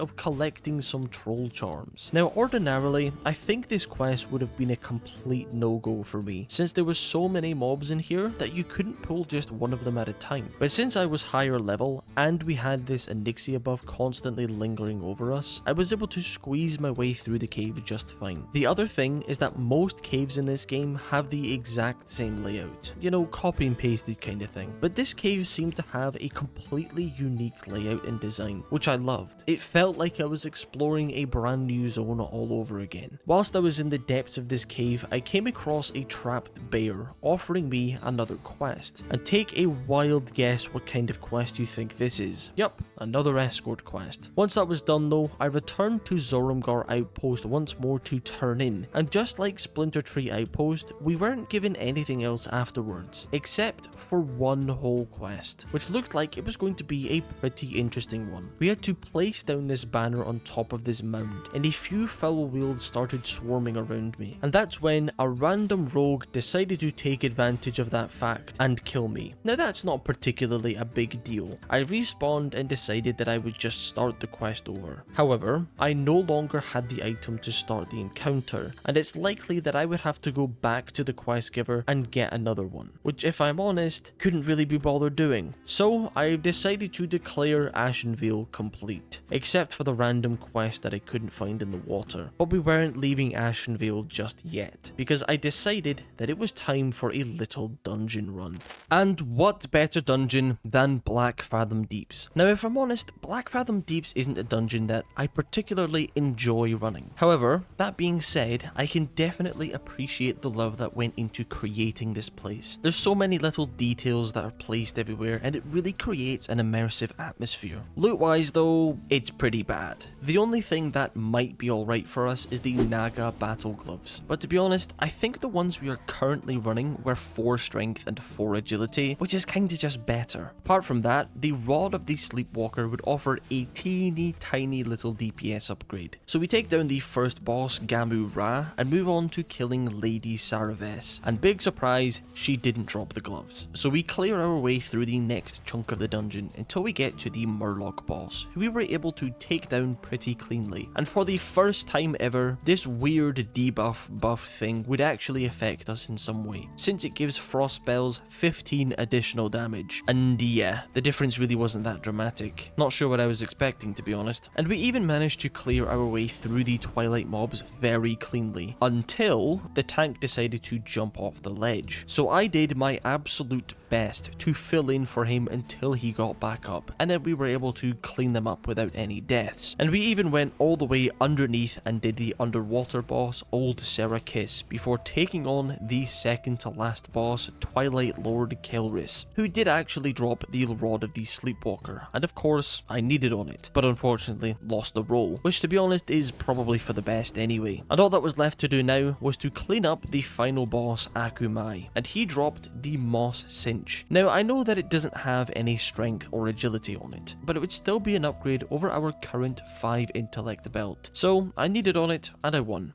which is awesome. Now that BFD was completed and we had gotten a pretty mid upgrade, it was time to find another place to quest, and of course we went into Thousand Needles. Now of course I've been here before on my Alliance characters. In fact, these exact guards have killed me countless times as I was running past, but I was excited to see what was actually at the top of this lift. Turns out it was like a full-on settlement, with flight points, vendors, quests, you name it. But what I didn't realise is that all of these giant rocks were all connected, and seeing this for the first time was honestly one of the coolest views I've seen in WoW yet. I just thought that I was going to another beige horde zone, but no, this is cool. But enough about the view, because we had a solid chunk of stuff to get done. And starting it off, I went just to the right of the Great Lift, where I found a gigantic Kolkar settlement. Very simple quest, run around and slay a few different kinds of Kolkar. And at this point, I had Rallying Cry of the Dragon Slayer plus a War Chief's Blessing active, which just makes you feel so powerful. I managed to get the bulk of the quest done in a timely manner, until I got to killing these scouts, which didn't seem to spawn too often, plus there was a good 4 to 5 people clearly looking for the same mob as me, so I decided that I would just put this quest on hold and come back a little later on. I then went back up top again to an area that was clearly taken over by the Grim Totem Tauren, but up here we had 2 things to get done. Firstly, kill this free week and loot an item. And then of course, another escort quest. So I teamed up with this druid and together we were able to decimate our way through it. And everything was perfectly fine until the very last part of the escort. And my druid friend decided to throw himself off of the bridge. But not to worry, I was able to raise him while still being in range of the escort. And then we were able to get it done. I then went to this small area located in the southwest of the zone for a quick and simple quest of picking up some wyvern eggs. And again, this view looked awesome. Something about the green wyvern nests and the wyverns flying over top made for such a cool feeling whilst being here. Oh, and you'll never guess what I found at the back of here. An escort quest. And well, it was going great until a random warrior decided to attack me. And initially, I thought that I would just kite him around. But someone please help me out. Because what am I supposed to do if they just intercept and then put a hamstring on me? It felt a lot like there just wasn't anything I could do. But not to worry, because I teamed up with a nearby druid and together we managed to kill him and restart the escort quest together. And again, it was going just fine until that warrior decided to come at me specifically and killed me, which once again made me fail the quest. And at this point, I just couldn't really be bothered restarting the quest, so I decided to just move on from it. So with a failed quest now under my belt, I decided to pay another visit to the coal car, and apparently most of the people had disappeared, so I was able to just run in, get the mobs and leave. I then went to the northern part of the zone where I found a cave with a lonely looking tauren inside, offering me one of the coolest quests I have ever seen. He teleported me to the top of one of those rocks, with no way down, and all the quest said was, if you have faith, then jump. And well, who would I be to argue with a random cowman? And honestly, this is the type of quest that I love to see. Unique, different quests that are just there for a bit of fun. After risking my life for a cowman, I once again went back up top to the Grim Totem area, where we had to find 3 secret notes. So stealthily, I weaved in and out of the tauren and was able to get all 3 of them without having to fight more than about 3 mobs. And finally, I went down to the one and only patch of water in the entire zone to kill water elementals and collect some agave. And when I say finally, I don't mean we're done with this zone just yet, but it would be our last for now, because we managed to hit level 29, and level 29 would be huge for us, because we are now a reasonable level to run Razorfen Crawl. But first, I made a quick trip back to Orgrimmar to visit my class trainer. Nothing massively new, I think it was mostly just ability upgrades, plus some cool stuff like Farsight. So why of all dungeons is Razorfen Crawl a big one? Well, the dungeon itself, in my opinion, is incredibly mid. I think it's fine, the aesthetic really just isn't for me. However, loot-wise, it's fantastic. Firstly, the Ferine leggings, offering 9 strength and 8 agility. These would actually be better than the leggings of the Fang. And of course, we cannot forget about Corpse Maker. Easily the single best leveling weapon for us right now. It's insanely slow, being only 3.8. Its DPS is almost 30 and gives us 15 strength. If we were able to get it right here, right now, this would quite easily last us until the early 40s, if not then later. So we clear out the first portion of the dungeon and kill Agem Thorncuss and Deathspeaker Jogba, and then move on to Overlord Ramtusk, the boss that can drop Corpse Maker. And let me tell you, I was excited. I'm sure you know that feeling when you know a boss has the potential to drop a huge upgrade. And well, he did drop it. And I thought that I would be rolling against the tank, but no, I was completely solo rolling on it. And I still rolled a 100. I was so incredibly happy because I knew that leveling was about to get a whole lot more fun. So we continue our way through the dungeon until we get to the giant pig boss Agathelos the Raging. And he did drop the Ferine leggings. So 2 massive upgrades in one run, you cannot complain about that. Apart from that, the rest of the run went about as smoothly as could be asked for. We took down the final boss, Chargla Razorflank, and we even took the time to do the little escort quest at the end. Now, getting the best upgrade we possibly could, of course, had to be celebrated in some kind of way. So I decided to spend a big chunk of the gold that I had inexplicably acquired on a fiery weapon. Now, I don't know if it's actually good for us since the weapon is so slow, but it does make us look friggin' cool. But how does it actually perform out in the world? Well, that is a story for another time. Last time we managed to get to almost level 30 by finishing the quests in Stonetalon Mountains, exploring through Ashenvale, and falling to our death in Thousand Needles. But we also did a couple of dungeon runs. Black Fathom Deeps, which is Black Fathom Deeps, but also Razorfen Crawl, where we managed to get one of the biggest possible upgrades for us, which is of course Corpse Maker, and I cannot wait to try it out. For today though, the goal is very simple: reach level 35. Starting the day off, I'll be honest, I wasn't really sure of where to go. I wanted to go to the Shimmering Flats, but I kinda knew that it was a bit early for that, and that's when I remembered Hillsbrad. We had completely neglected Hillsbrad, and I've heard tales of the battles between South Shore and Tarren Mill, so I was excited to see what the zone was like from a horde perspective. So I arrived in Tarren Mill and did the regular collecting every quest ritual, and I wasted zero time. I got stuck straight into questing. The first quest I decided to tackle was the task of slaying some bears and spiders. Now this quest was grey, and so were pretty much all of the mobs. However, I'm not actually sure how that works XP wise. I know that the mobs won't give XP, but does turning in the quests still give XP? Besides, maybe there's a follow-up quest that's higher level or something. I also went over to the Yeti-filled cave to get Hellkuller's Rod, and I gotta say, Corpse Maker is hitting. I love that we aren't just dealing damage to mobs, but we are taking chunks of health at a time. And while I made my way down into the cave a little bit, and I was fighting mobs that were a little too high level for me, and I ended up pulling too many at once, and it looked like I was going to get away, until a warlock decided to finish the job, /spit. But no matter, I respawned and began making my way towards the Hillsbrad village area. Little did I know the ridiculous amount of time that I was about to spend here. The first quest wasn't too bad,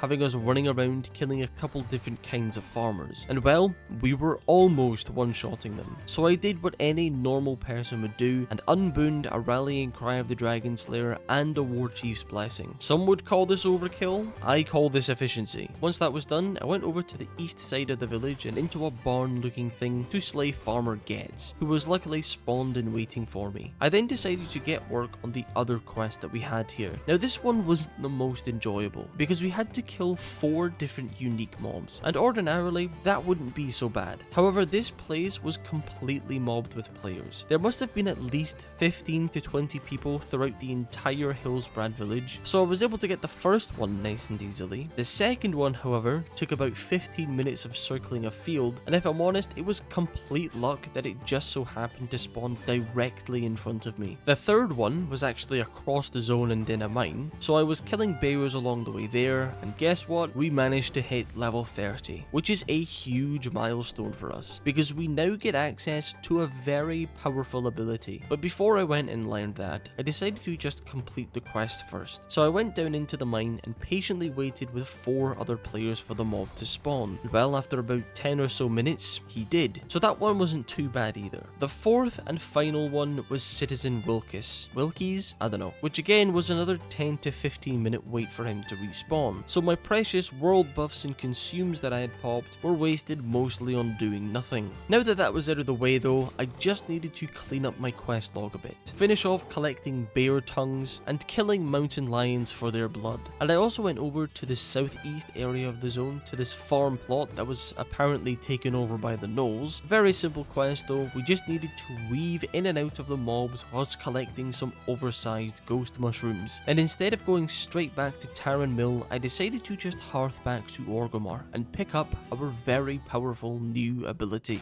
Now that very powerful ability is of course Wind Fury. Now I've heard stories, legends even, of this Wind Fury, but actually reading it for the first time, my jaw just about hit the floor. What do you mean 2 extra attacks? Now I wasn't entirely sure how it worked, but I definitely didn't think that it would just smack the enemy for damage equal to 2 extra attacks. I mean, with Corpse Maker, 1 attack was like a third of the enemy's health, which means one-shotting mobs was definitely possible for us now. With hitting level 30, that also means we can now do the quest chain for our 4th and final totem, which is the Totem of Air, allowing us to use abilities like Grounding Totem, which I'm told is fantastic for PvP, but also Wind Fury Totem. So obviously, I wasted no time and got to work on that, and I was expecting it to be a whole quest chain chain with a manifestation of air, etc, etc. But no, the quest was simply turn it in. It did also give us a cool wind buff. So I hearthed back to Orgrimmar and started making my way back over to Hillsbrad.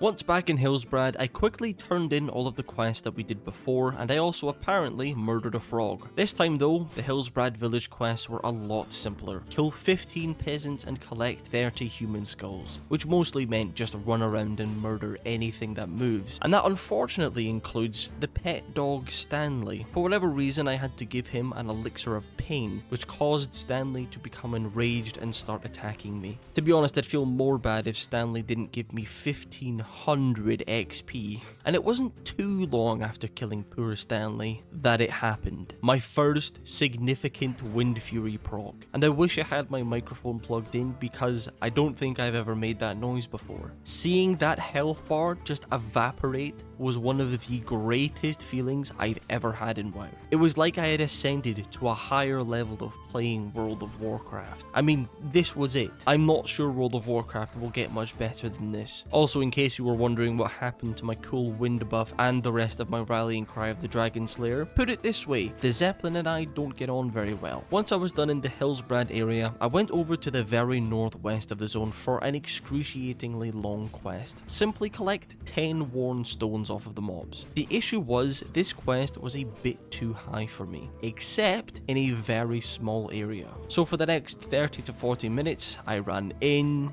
out, around this tiny little shack, one-shotting anything that I could. But when I finally got it done, I realized that I actually had 2 things to do here and not just one. So I teamed up with a nearby shaman, and together we patiently waited for the mob to respawn, which I'm not even kidding must have been about half an hour. Lots of waiting around in this zone. So I returned to Tyrant Mill to turn in and grab the next chunk of quests. This time though, it really wasn't that many. Firstly, I returned to the Yeti Cave, where we needed to charge a couple of campfires for some reason. I then went to the northern area and into yet another Yeti Cave to charge yet another campfire for some reason. And then it was back down to the Hillsbrad village, this time to kill blacksmiths, and that was about it really. I then went back to Tyrant Mill for a quick bag clear and turn in, and went straight back to the Hillsbrad village for thankfully the last time. And I think I may have gotten a little too confident with Wind Fury because I kinda just charged straight into the room and pulled everything, which obviously killed me. But I respawned, took my time and pulled the mobs out of the room responsibly. The quest itself was actually very simple. Kill a couple of the councilmen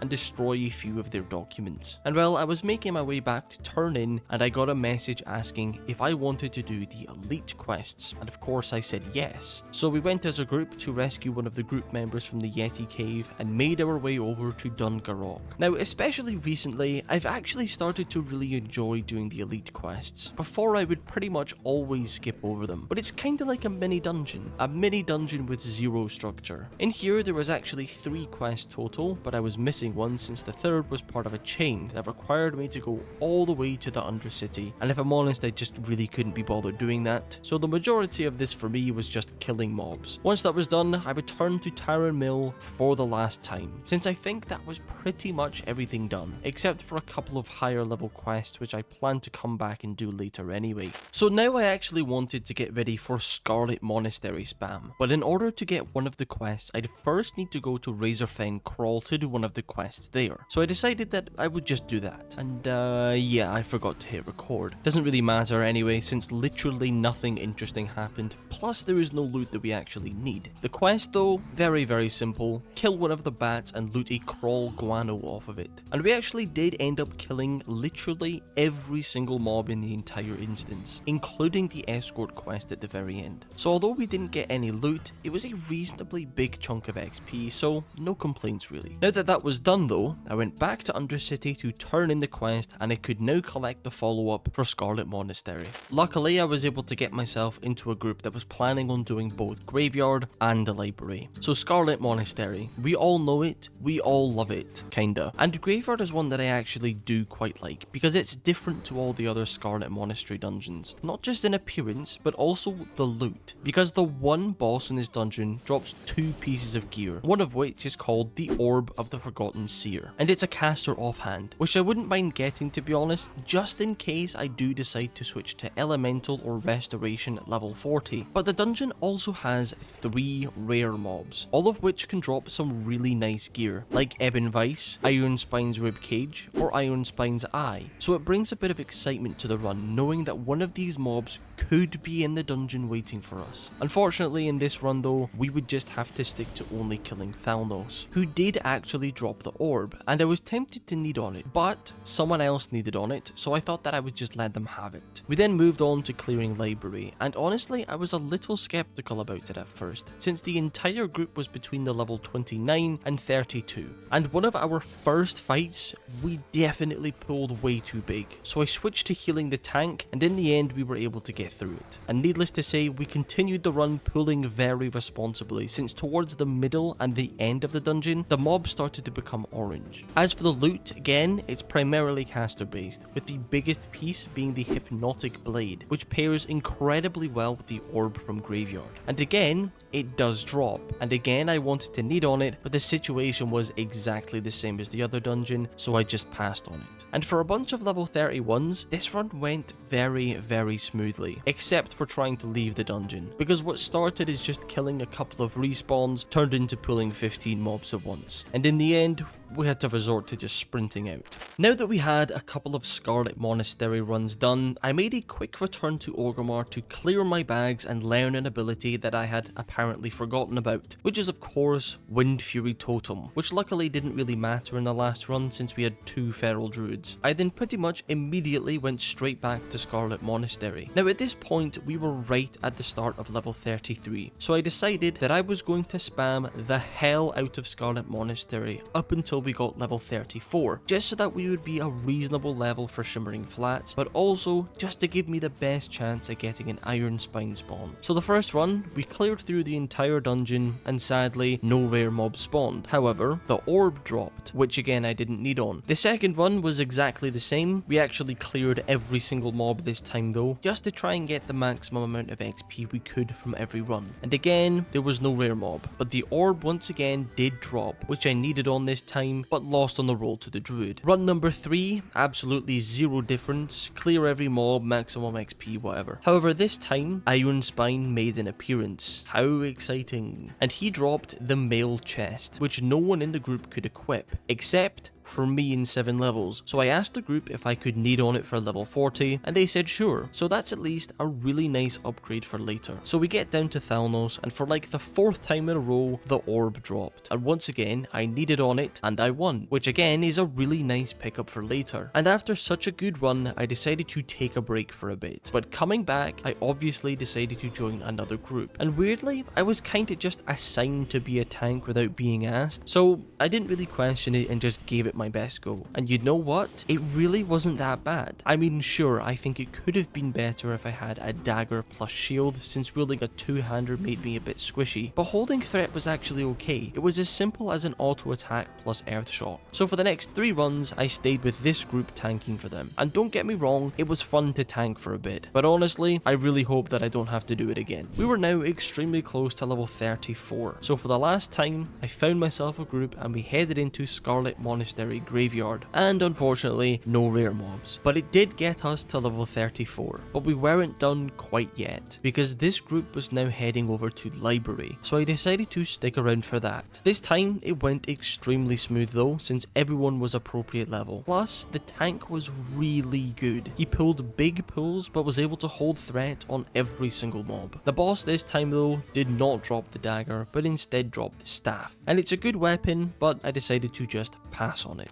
Now that we were level 34 and had a couple of upgrades waiting in my bags, it was time for a bit of questing, and I noticed on the map that one of the quests was leading into Arathi, so I decided to quickly do that since we were already in the area. The quest was nice and easy though, a simple kill quest, which is of course the best kind of quest. And the one thing I noticed about this quest is that usually when you go into a cave, the mobs are so tightly packed together that you really have to be careful not to accidentally pull 15 at once. minutes. But this was nice actually. Never thought that I would say that I enjoyed a cave quest in Classic. I then made my way over to the northeast and into Hammerfall for my very first time. And I mean, I've definitely been murdered by the guards before, but actually seeing the inside was quite cool. It was simple, but a very pleasant aesthetic. And I contemplated sticking around for a while to do some quests, but it was around this time that I remembered about the Shimmering Flats. And all the quests over there would be green for us now. But before I did that, I decided to make one last stop in Hillsbrad, since those quests that I said were too high earlier were now yellow. And this one was a tiny bit tough since the mobs were 1 to 2 levels higher than me, but as long as I stuck to just one mob at a time, I would be completely fine. Also, here's a weird question that I feel like is slightly obvious, but is this Dalaran? If so, that's extremely cool. After around 20 minutes, I was able to clear the quest, and I made my way back over to Tarren Mill for 100% the last time, and I handed the quest in.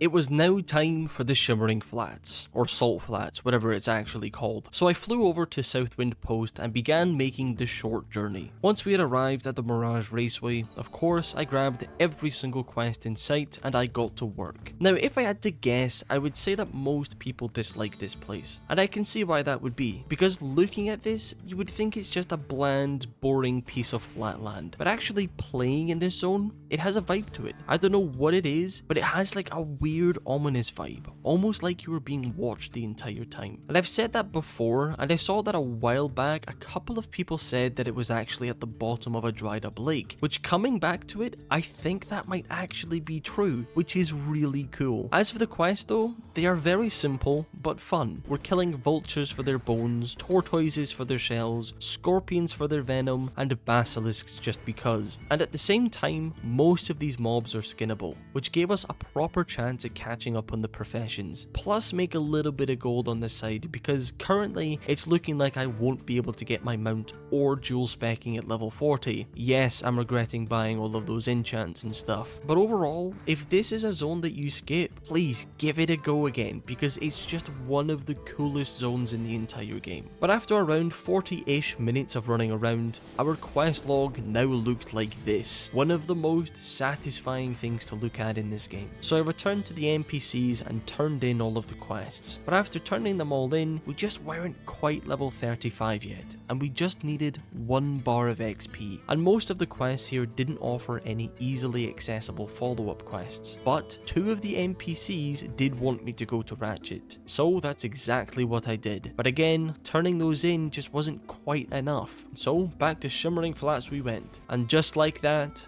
we managed to hit level 35.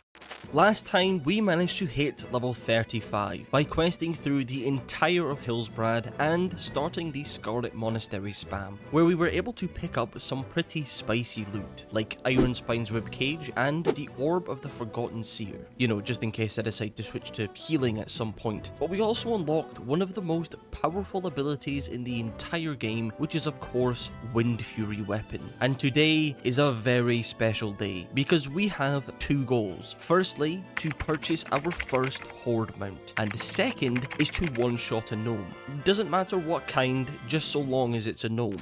The plan for today is quite a simple one. Obviously, to unlock our mount, we needed to get to level 40. So I looked at the map and pondered over the few different questing options that we had. And in the end, I decided to head over into Arathi. Once landed, I grabbed all of the available quests and had a quick look around Hammerfall before making my way just outside and over to a random floating shard to pick up another quest. So first off, I headed to the very southeast part of the zone where we had to slay some Witherbark trolls, axe throwers, witch doctors, and headhunters. A nice chill kill quest to start the day off. What more could you ask for? And about halfway through, a friendly nearby hunter invited us to join him. And of course, why not? After all, it would just help us get the quest done quicker, right? Well, normally, yeah, but for whatever reason, this hunter was so insistent on going into the cave, and sure, there were some quest mobs inside, but most of them were completely irrelevant to us. But that's what he wanted to do, so I just stuck by him for a little bit until we had cleared out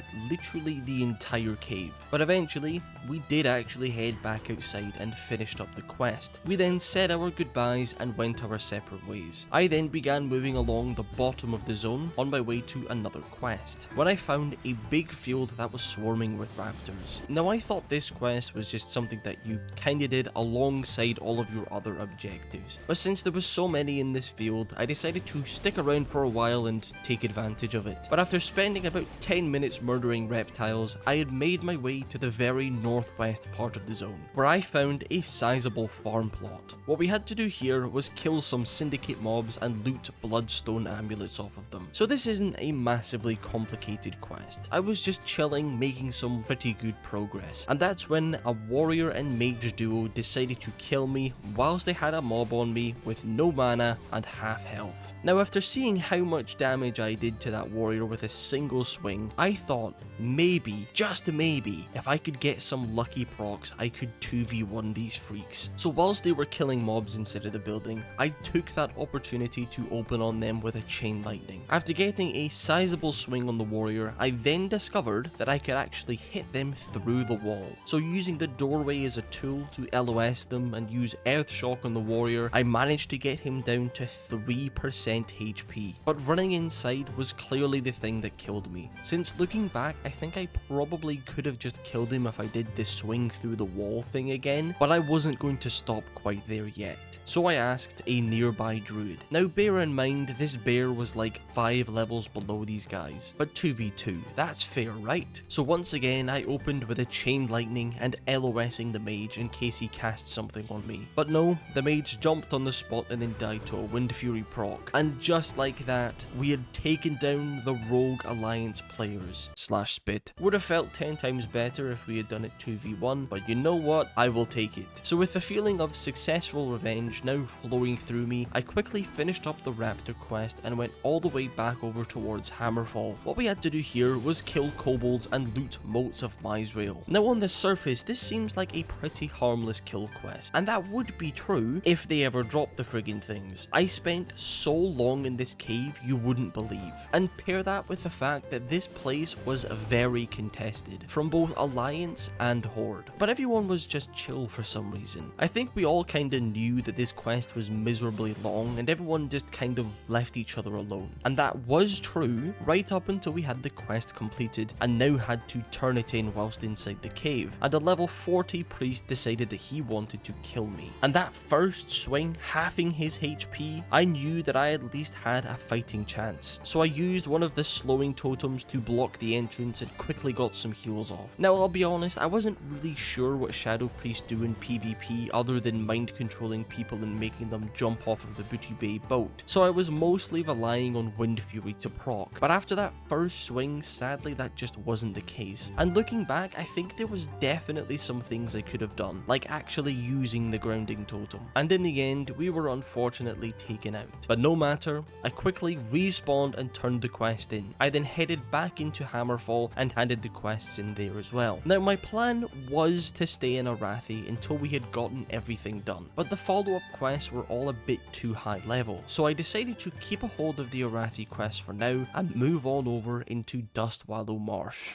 As I was flying over to Dustwallow, I conveniently managed to get myself a War Chief's Blessing. Upon entering the zone, I first made a quick stop at this random burn down building where we could pick up 3 quests, with the simple task of turning them into an NPC at Brackenwall Village, where we also grabbed a couple more quests. Excited to use my world buff, I began making my way further into the zone, but my excitement was cut short by a level 43 warlock who actively went out of his way to dismount and kill me. And unfortunately, there's really not much I can do about it, because I learned the other day that fear has no cooldown for some reason. But getting to the quest now, I first went just northeast of Brackenwall Village, where we had to locate and kill some Theramore infiltrators, who were a bit of a pain in the ass since they were constantly hiding in stealth. The other quest that we had also involved locating stealth mobs, and it was collecting venom sacs from some spiders. This quest wasn't really much of anything, since it was just one of those quests that you did alongside doing your other stuff. Once that was done, I went more to the north to find an old friend of mine, who unfortunately I had to wait to respawn, but when he did, a random rogue came out of stealth and started the quest before me. So whilst I waited for him to respawn again, I ran around for a bit, killed some raptors and skinned the other players' mobs, just because I really need to start thinking about my gold if we're going to be able to afford it today. But after about 5 or so minutes of that, he respawned. My good friend. As far far as the quest goes though, it's really not that complicated. It's probably one of the most simple escort quests in the entire game. In fact, I don't think it even spawns any enemies. The only times you do have to fight things during this is if you just so happen to run into wildlife along the way, and in our case, it was a singular crocodile. But now that that was done, I once again moved to the northeast of the zone. This time we had to kill murlocs and rip off their heads, and again this quest isn't all that complicated. I kinda just set up my little fort of totems and pulled the mobs one by one. And while I was just minding my business, chilling, completing the quest, and again a higher level player decided to take advantage of that, and apparently it wasn't just him. So myself and 2 other players teamed up and decided to hunt them down. Turns out it was him, another mage, and also a druid that were killing all of the nearby horde questers. So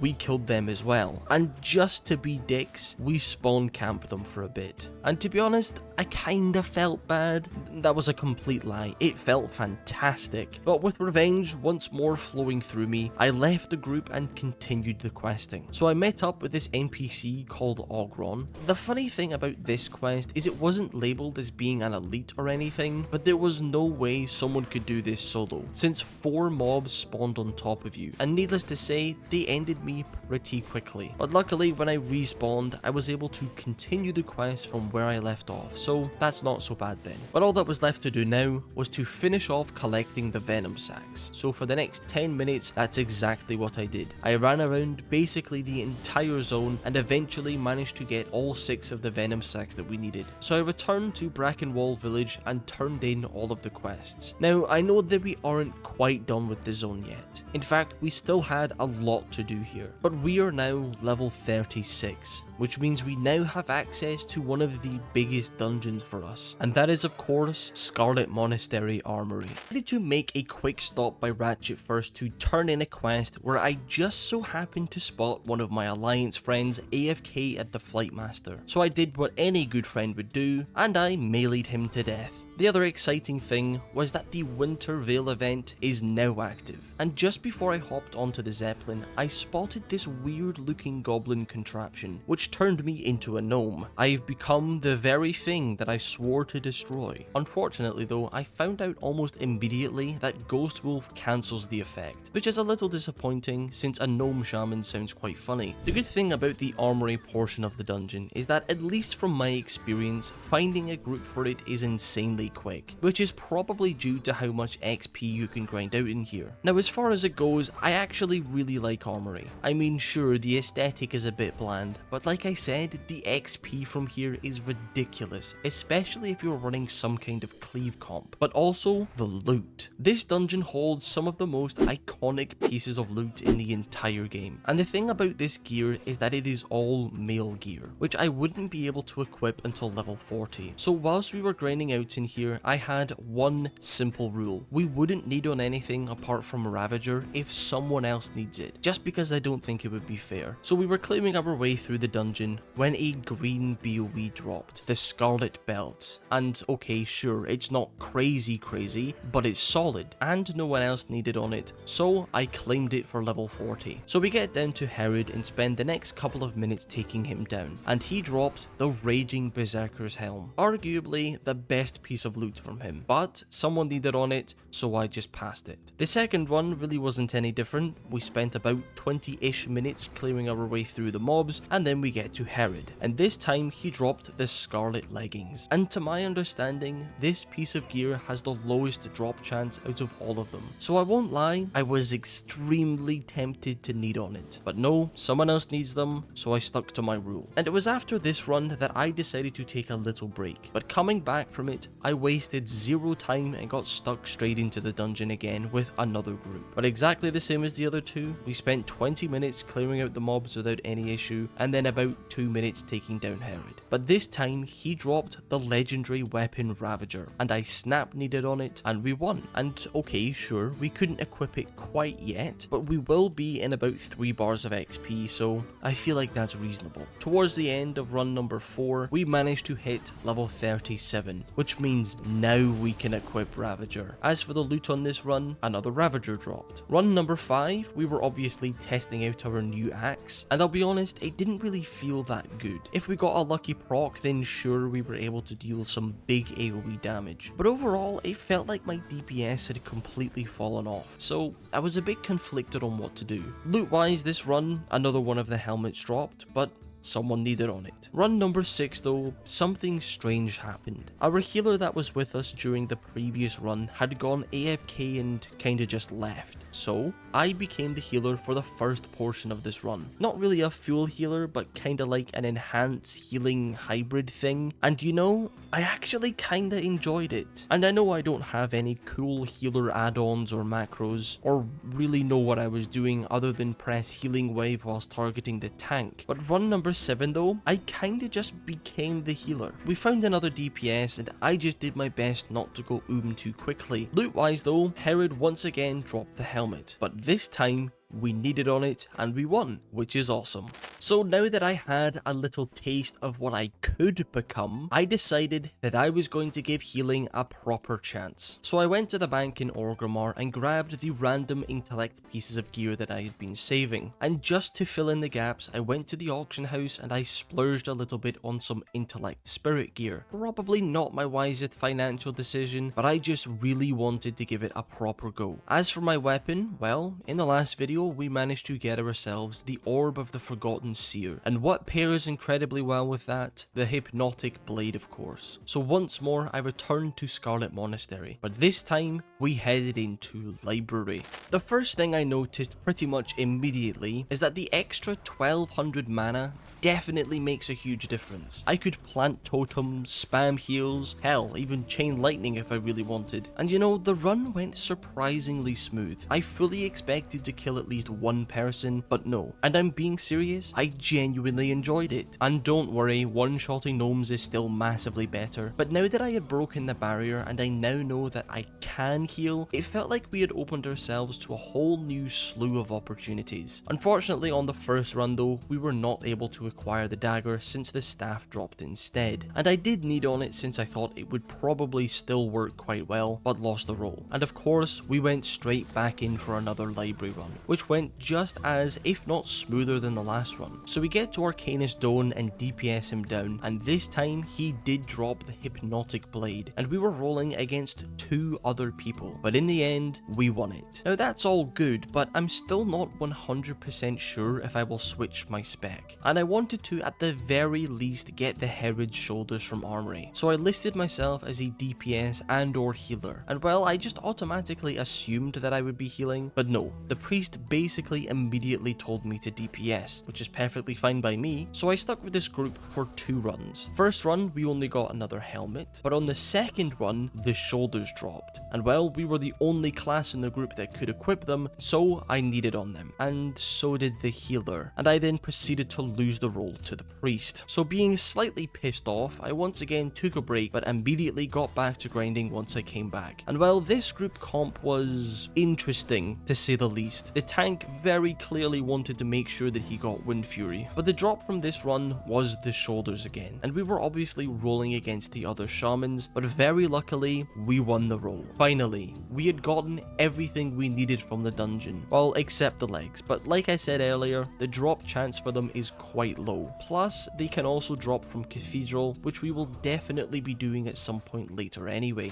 Now that we had gotten every single piece of loot that we needed, for now, it was time to once again head out into the world for some questing. Now, originally I wanted to go back to Arathi, but in the end I decided to head into Desolace, purely because I wanted to get it out of the way so I don't have to think about it ever again. So reluctantly, I purchased the bird from Orgrimmar to Stonetalon Mountains and began making the short trip over to Desolace. Upon entering the zone, I didn't stop to pick up any of the loose quests and instead beelined it south to Shadowprey Village. And you know, Desolace to me is obviously just the grey desert. But this little settlement was quite nice looking. Didn't realise Desolace was capable of that. As I was just leaving Shadowprey Village, I happened to spot a couple of players waiting for the escort quest, so we teamed up and attempted to do it together. This quest was quite cool though. We were constantly getting ambushed by fell demons and such, and if we were solo, I imagine this quest might actually give us some trouble. But since we were a party of 3, we were able to smash our way through it no problem. Once that was done, I began moving deeper into the zone until I found an NPC offering a very familiar quest. Now this quest, I'll be honest, I remember completely sucking to do solo, so if I'm honest, I just completely avoided it as much as I could, but I left it in my quest log just in case. I then started doing yet another familiar quest, and like I said during my Hunter series, this quest I've always found to be a bit strange. What we had to do was go over to the Kodo graveyard and use the Kodo Combobulator, epic name by the way, to tame ancient and dying Kodos and bring them back to the goblin NPC. And it's not a bad quest by any means, it's just different. It's not the type of thing you get to see in Classic very often. I then went north a bit to where I found an NPC called Bibli Futzbuckle, which is the most epic of epic names, who sent us straight back to the Kodo graveyard. And what we had to do this time was pick up some loose Kodo bones. But when you do, sometimes a Kodo apparition would spawn and start attacking you. And I really like the flavor of this quest. Like the restless Kodo spirit getting pissed off because you're disturbing his remains. I find that really cool. Maybe that's just me though. I then headed over to the Centaur area, and I happened to notice a warrior being attacked by a warlock. So confidently, I thought maybe me and this warrior would just charge into him and kill him. But no, the warrior just kinda left me. And turns out it was 2 of them and not just 1. I feel slightly betrayed to be honest, but no matter. I respawned and quickly got our quest done, which was simply killing a mini boss that I killed in about 2 swings. I then went back up to Ghostwater Post to turn that quest in, and they now wanted me to go straight back to the centaurs. This time all we had to do was collect 15 centaur ears, which I'm not even kidding, took about 30 minutes to get done. So just to make sure that I maximized the XP gain, I purposefully targeted the few mobs that were still green. I then headed to the very northwest part of the zone, which is where we were going to be for the next hour and a bit. And it's my least favorite type of quest, underwater questing. So first off, we had to murder some lobsters in order to pick up a silver key, murder crabs for their meat, and slay a bunch of seamen for the copper key. Luckily though, we are playing a shaman, and shamans get access to an ability called water breathing, but I didn't have the materials in order to use it. But very luckily, these mobs happened to drop the materials. So once I had that, it really wasn't that bad. In fact, I would say that it was quite enjoyable being able to dive down and explore the ocean. Once I had both the keys that we needed, I used my water walking ability to make it over to the little island where we had to turn the quest in. And I gotta say, the water walking thing was so cool, being able to walk past all of the swimming peasants. But after about an hour, I made my way ashore again and headed over to Maraudon to give the escort quest a go, since I was unsuccessful at it on my hunter. But unfortunately, the NPC wasn't there. And I waited, and I waited,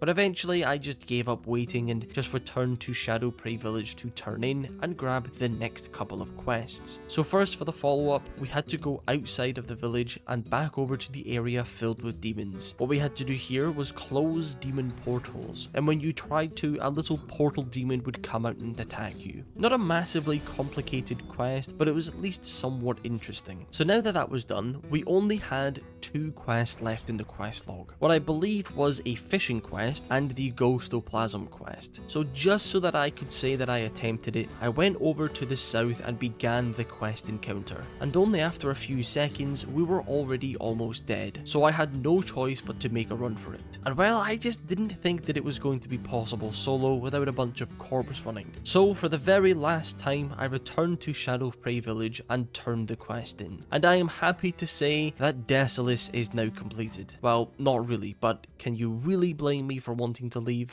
So surely now it's time to return to Arathi. Well, that again was what I wanted to do, but I noticed that the quests in Stranglethorn Vale were starting to get a little low. And well, it's one of my favourite zones, so I decided to go there before the quest turned grey. So the bulk of the lower quests were coming from this spot right here, but obviously we didn't have the flight point yet. So I took the boat to Booty Bay and grabbed the small amount of quests quests from the south that were appropriate level for us and began running north. But as we were coming up to our destination, I finally learned that this is where the other Zeppelin went. Wish I knew that earlier. So once again, I began filling up my quest log with as many quests as we could hold, and we got straight to work. So our first quest was just outside of the Gromgol base camp, and it was the simple task of killing some raptors. Now I know some people would probably disagree with me, but Stranglethorn is one of the best zones in the entire game. I absolutely love everything about it. The aesthetic, the quests, and the constant ganking, because it makes the zone feel like one massive hub for all players of all levels. Because it's not just questers, it's swarming with max level players too that are running ZG and going to ZG Island to get their Zanza potions. Once the raptors were all dead, I went over to the little Venture Co area. Here we had to kill geologists and pick up some tumbled crystals, but we also had to slay a mini boss. So I made sure to invite this nearby Tauren so that he could get the quest progress too. I then went north a bit to tackle a very annoying quest. What we had to do was kill Shadow Maw Panthers and loot their claws. The problem with this quest is that there was a lot of people all doing this quest at once. So I ended up just circling this tiny little area for like 20 minutes until we were finally able to get it done. I then went over to the little explorer camp to turn in a couple of quests, where 2 level 60s were for some reason camping levelers. Don't really know why. I mean, surely you've got something better to do, right? But I then went over to the ruins of Zul'Farrak, which is where I was going to be for the next couple of hours, because here we had 3 quests to do total. They are simple kill and loot quests that all come from the same mobs. However, they never friggin' drop the things. And to pair that with the fact that this place was swarming with players, both Horde and Alliance. Plus the mobs hit insanely hard, and I won't lie to you, I died quite a few times. But not just to the mobs, I also died to the dwarf airstrikes. But after spending about 2 hours in the same place, I finally could return to the Gromgol base camp and I turned the quests in, which then sent me straight back to the ruins. This time it wasn't really too bad though. All we really had to do was kill about 6 of the blood scalp headhunters, which I was able to get done completely uninterrupted. That was until I was running back to turn the quests in, and a random druid decided that he wanted to try me. And I'll be honest, I'm not really sure what this guy was trying to do. I mean, he rooted me and then walked straight up to me and allowed me to swing my axe at him out of form. But hey, at least he tried. We are now getting really close to level 40, and it was time for the final push. So I made my way south a little bit for another extremely long quest, the Jungle Stalker Feather quest. And quite simply, all we really had to do was kill a few raptors and then loot feathers off of them. However, these things just would not drop for some reason. They must have only had about a 10% drop chance because I ran up, down, for ages. But when we eventually got that done, I was just peacefully killing basilisks for the other quest that we had, and we got quite a good drop. The Cold Basilisk's Eye, which I've heard really isn't a bad trinket. So I didn't immediately equip it and instead decided to check the price of it on the auction house first, because currently we are nowhere even close to affording our mount. So I returned to Booty Bay to turn in my massive chunk of quests, and well, I was hoping that that would get us to level 40. But sadly we just weren't quite there yet. So I headed just outside of Booty Bay to complete 2 more quests, where we had to kill gorillas for giblets and also an aged gorilla sinew. And well, whilst I was just casually completing the quest, we hit level 40 and almost immediately got myself the Storm Strike ability, because I was very excited to see how that performed. Now, like I said before, we have a little bit of a gold issue, and I said that last time as well, and you guys gave some really good tips and farms that I could try for grinding my way up to 100 gold. However, I actually have access to a super secret gold farming strategy. It's called Beg My Friend Lev for 150 gold until he gives it to me strategy, and it works extremely well depending on what kind of mood he's in that day. But before we go and get our new mount, first I made a stop at my class trainer and learned everything that I could, because if I'm being totally honest, I haven't done that since like level 34. You know, if there's one thing that might stop me from switching to Resto Shaman, it's how utterly badass this armor set looks. But enough delaying things. It's time to get our mount. So I quickly googled what each of the wolves looked like, and in the end I decided to go with the dire wolf. And with that, we had managed to complete the goal for today, except we still haven't one-shot a gnome yet. And well, I know it's technically possible to one-shot things as enhancement, but since I now also have dual spec, I have decided to also have an elemental talent build, because I've seen clips online of shamans absolutely annihilating things with chain lightning. So after talking to my friend Lev, turns out that's because the base damage is just crazy nuts, and if you are lucky enough, you can actually one-shot things naked, which sounds epic, and I definitely wanted to give it a try. So after buying myself a few pieces of gear on the auction house, I once again went back to Stranglethorn Vale and began my hunt for gnomes. And well, I'll be honest, I ran around for a good while and I was struggling to find alliance players, but that might be because it was 1 AM. That was until I spotted this rogue peacefully going about his business. So I used Flame Shock to make sure that he couldn't just vanish away, and well, 2 chain lightnings later, he was gone, which felt fantastic. But that wasn't a gnome, so once again, my hunt continued.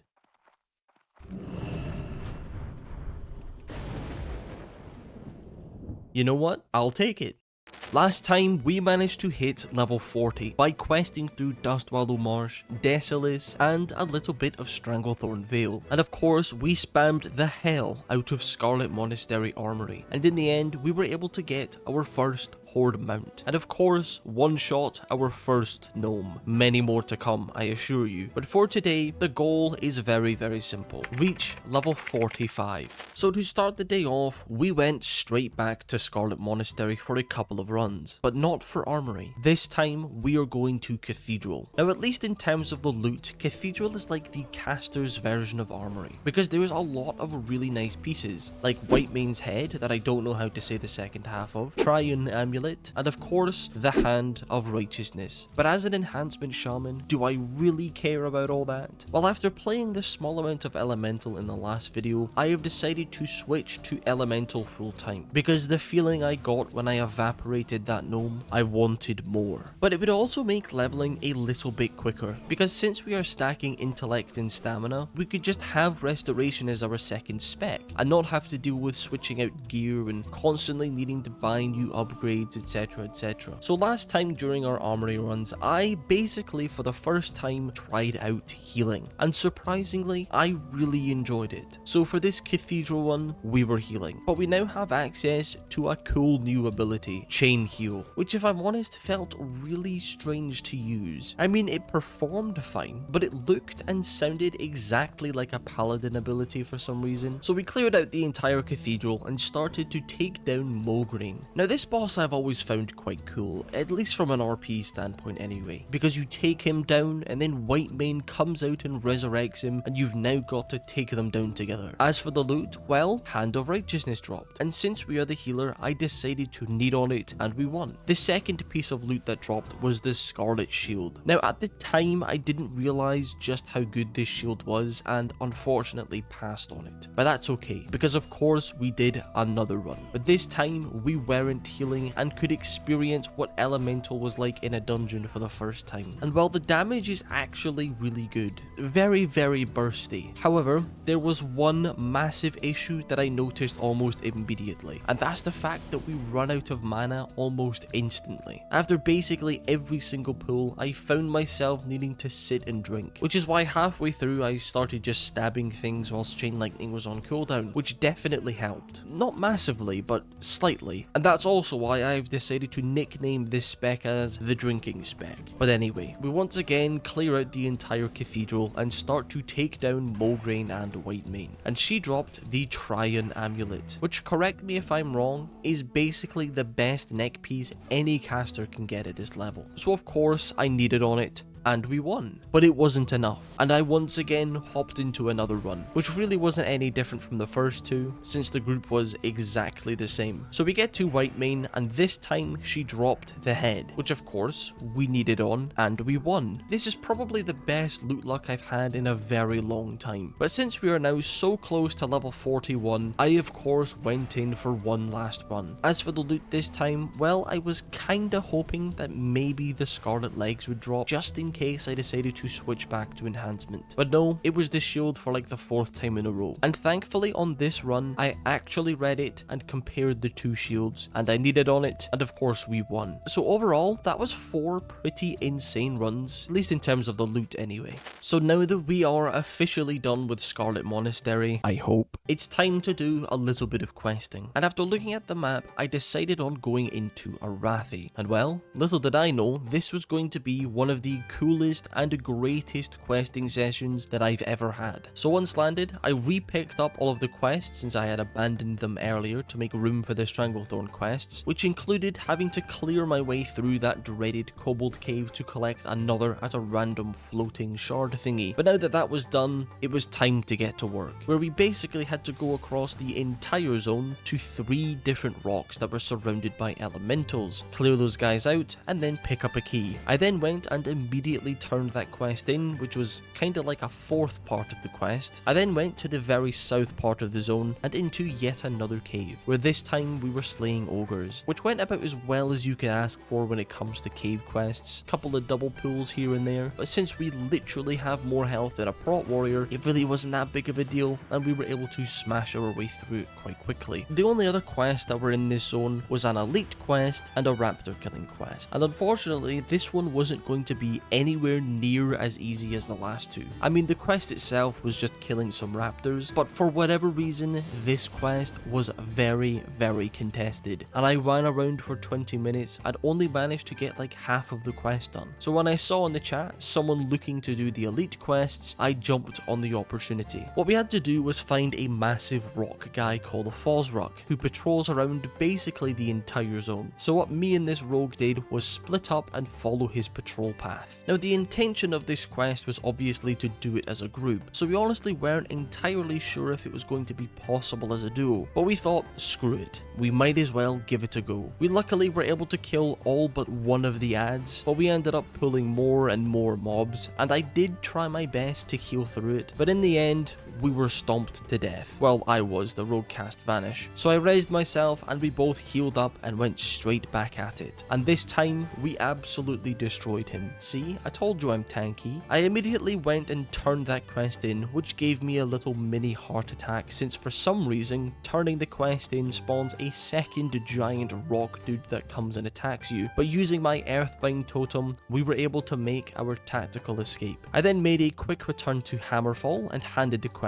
in, which unfortunately didn't offer any immediate follow-up quests. So my options now were either go straight back to killing raptors or find a group for the big chunk of elite quests. And well, take a guess which one I went for. So after standing around for 20 or so minutes, I was able to find myself a group of people to do the quest with. So we were clearing our way through the keep, and I just so happened to notice a group of alliance trailing behind us. So the 3 of us went up against the 4 of them, and if I'm honest, I don't really know what I was doing in this fight. I spent most of it trying to get a chain lightning off. But it also doesn't help that the hallway is so small, and with all the abilities going off and totems everywhere, you can't really see what's happening all too well. But the dust settled, and 3 of us were standing on top of 4 alliance bodies. To be honest, I think it was mostly my teammates that did it. I was kinda just there. So once again, we began clearing our way through the mobs, trying to get the quest done. And our 3 players had turned into 5. So there was absolutely no way the Alliance were going to be able to even touch us. But sadly, the Alliance had respawned and managed to catch a couple of our players separated from the group. So I ran to the roof in an attempt to hide. But we all respawned and the Alliance were currently taking on the boss. So we seized that opportunity. And 2 Giga Chain Lightnings later, we had seemingly wiped them and were able to steal the boss kill. But a level 60 full tier 2 rogue appeared out of nowhere. And we kind of thought that one of the Alliance got salty and logged their main character. And he managed to take down 2 of us, but somehow we managed to kill him. I mean, come on, that's embarrassing. Losing on your your alt and your main character. But of course, the Alliance managed to respawn before us, and with the help of that level 60, were able to wipe us. But of course, we weren't going to let that stand. So all of us rezzed on the roof and patiently waited for the Alliance to pull the boss again. And normally, I would say that's a scummy thing to do, but you have a full tier 2 level 60 on your team. But that's when the time came. We ran down and we ambushed the Alliance. I was sending chain lightnings, lightning bolts, still don't overly know what was going on, but we managed to successfully wipe them yet again. But that level 60 once again showed up. He sapped me and managed to take down one of our fellow horde. But this rogue again somehow lost to a bunch of level 40s. And at this point, all of our quests inside the keep were done. So we claimed victory and made our grand escape by jumping off of the roof. This was easily one of the coolest, epic, most fun things I've done in WoW so far. It felt like we had our own little war. And to me, this kind of thing is what makes WoW Classic special. So for the last time, I returned to Hammerfall and handed over the quests. And with that, Arathi is now completed. And I will probably never forget this questing session.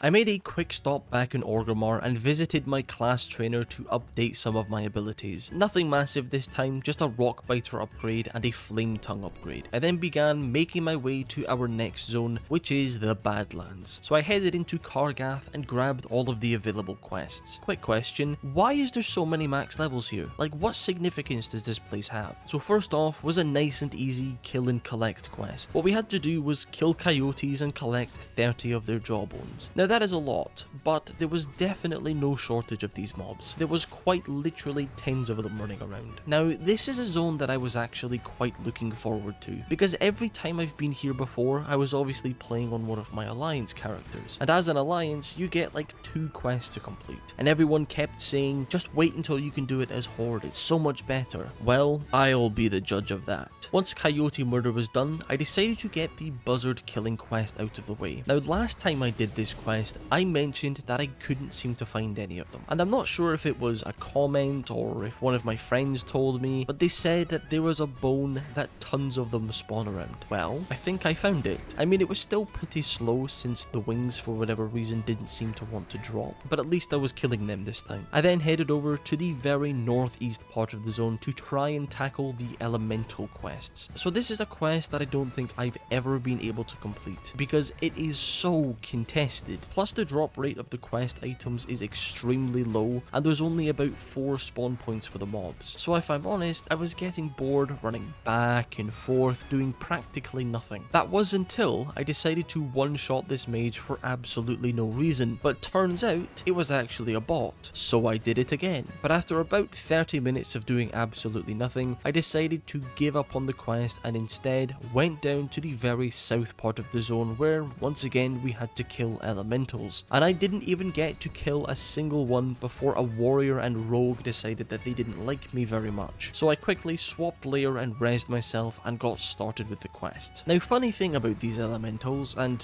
actually all of the other elementals as well, is that they are immune to nature abilities, which means they are immune to me, except for my dagger and frost shock. So every single mob in this quest, we had to stab them for 75 times, and on the very last mob of the quest, we managed to hit level 42. And I'm not gonna lie, I wasn't really enjoying this zone. The aesthetic was a bit boring, and the quests were either impossible or incredibly annoying, and I couldn't wait to just be finished in here. So I quickly turned in the quest to Theldurin the Lost and began making my way north for my very first run of Uldaman. Now when I did my ranking every dungeon video, I put Uldaman as the 3rd worst dungeon in the entire game. Some of you didn't like that. You swore this dungeon deserved more love and that this truly is a fantastic dungeon. So for this run, we were once again a healer. Now am I still enjoying healing? Well, yeah, I would say so. I at least haven't had any moments where I've struggled to keep someone alive. And I know I said it last time, but I think it would be more enjoyable and easier if I had some UI add-ons. Now as for the loot inside Uldaman, well, I did take a look and there is is quite literally nothing for us, at least for elemental anyway. Now for this entire run, healing was a very easy. The tank was going fast and I wasn't running out of mana. That was until we got towards the end of the run. The mobs were getting high level and the tank was taking a lot more damage, and I was having to drink after basically every pool. But I'm not gonna lie, the dungeon itself was mid as hell. You guys hyped this place up crazy and I was expecting a lot more than what it was. I definitely think my opinion has changed though. I don't think it's the third worst dungeon in the entire game, but top 15? Nah. This dungeon just felt like a bland, winding assortment of tunnels. That being said though, there was a couple of cool interactions. Like at the very end when you've got to awaken these stone golems that exploded on death for some reason. The last boss I also thought was pretty cool. Our group for whatever reason said that we should drag him upstairs, so that's exactly what we did. But about halfway through the fight, a few mobs had spawned and I had aggro on them, and unfortunately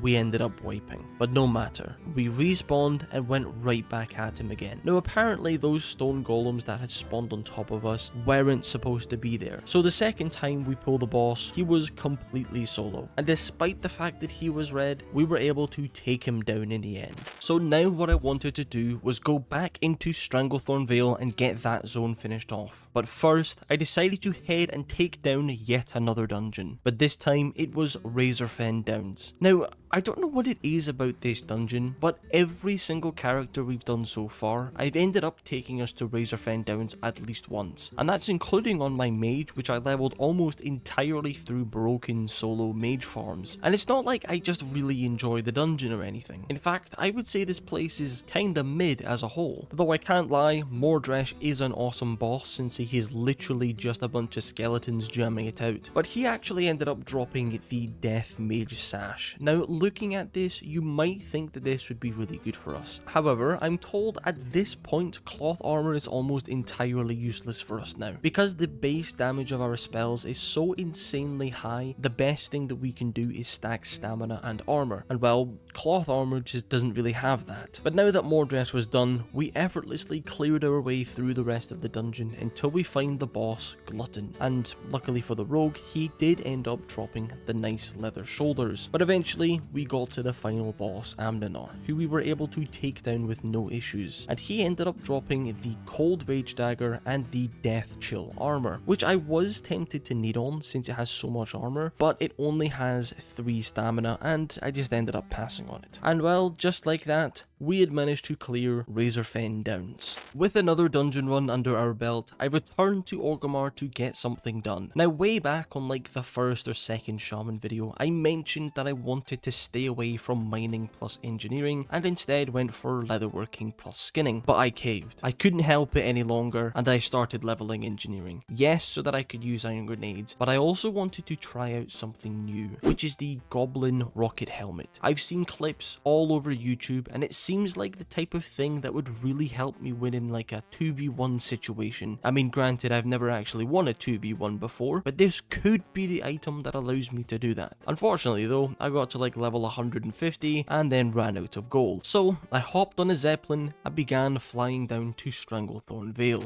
Once landed in Gromgol base camp and I had grabbed all of the available quests, I actually didn't go to Booty Bay to do the same thing and just got started with the quests right away, because my plan was that I could just work down through the entire zone and then eventually end up in Booty Bay. So first off was the task of collecting some troll tusks, and I didn't even manage to kill a single mob before a rogue and a mage jumped me. God, I love this zone. But for the quest, I think you're supposed to go into that big troll infested compound to complete the quest. However, on the outskirts there are a couple of spawns for the mobs. So for the next 20 minutes, I sat and I farmed exclusively those mobs. Once that was done, I moved to the south and along the coast for a simple task where we had to kill Naga explorers. Now, strange thing is, I actually remember doing this quest here before and it took an excruciatingly long amount of time to complete. So I just assumed that the other quest must have been an alliance only quest. I later found out that that wasn't correct. So once that was done, I started moving along the coast and towards Booty Bay. So along the way, I decided to kill some of these pirates to get started with the snuff collecting quest, whatever that is. And I literally have no idea how, but I ended up pulling 8 mobs at once, and somehow lived to tell the tale. I then went off behind Booty Bay to continue the the Snuff quest where I saw a Horde player getting ganked by 2 Alliance players. So I did what I do best and I one-shot him, well basically. They then invited me to join a group with them, so we all started doing the quest together. But after about 20-ish minutes, I had only managed to collect 2 out of the 15 Snuff that we needed. So I gave up on the quest for now and went over and into Booty Bay to turn in and pick up another big chunk of quests. So to start those ones off, I first had to go straight back to the Naga guys. This is the quest that took a stupidly long amount of time to complete. So my plan of working my way down through the zone had completely backfired, because if I had just gone to Booty Bay first, then we could have gotten this quest done and the other one done at the same time. But you know what, it actually wasn't that bad this time. It only took about 20 minutes. So maybe last time it was just bad RNG, or maybe this time it was good RNG. I then went behind Booty Bay again and onto this ship, where all we really had to do was slay a couple of mini bosses. But there was a couple of Alliance players here, so we did what we do best and we slaughtered them like animals. But unfortunately, a rogue paladin had managed to slay my Horde allies, and it was left up to us to finish him off. So I purged his shield and waited for him to try and attack me. I managed to get him really low by kiting him around, and someone tell me what ability does that? How is that fair? So I kited him around the underside of the ship, popping lesser healing waves as I went, and thankfully 1 Giga Chain Lightning was enough to finish him off. And I then died to the mobs. But you know what? We killed him, and that's all that matters. But of course he respawned and decided to come straight back at me again. So I did exactly what I did last time and started kiting him around with Earthbind Totem. Sadly for him though, Elemental Mastery was now up and I managed to take 75% of his HP with a single ability. And unfortunately, after that, I think he just gave up because I never saw him again. So alongside my 2 Horde friends, we finished up the quest together. I then returned to Booty Bay to turn the quests in, and I then went all the way back to Orgrimmar for a bit to level up some more engineering using a small amount of inexplicably acquired gold. But coming back, I went straight back over to the ruins of Zul'Farrak for thankfully the last time. This time we had to kill a mini boss and collect his head, which took an extremely long amount of time to respawn. The next quest is actually a weird one. It's a quest that I've been doing passively since the last video. I haven't mentioned it at all, but it is the Mosh Og Ogre kill quest. What we had to do was kill 10 brutes and 5 doctors. The problem is, there's only like 5 of them spawning at once. Plus there's always a couple of people camping the spawns trying to complete the quest. However, it also happens to be in my direct path. So every time I've been passing by, I've been trying to tag 1 or 2 of them. And well,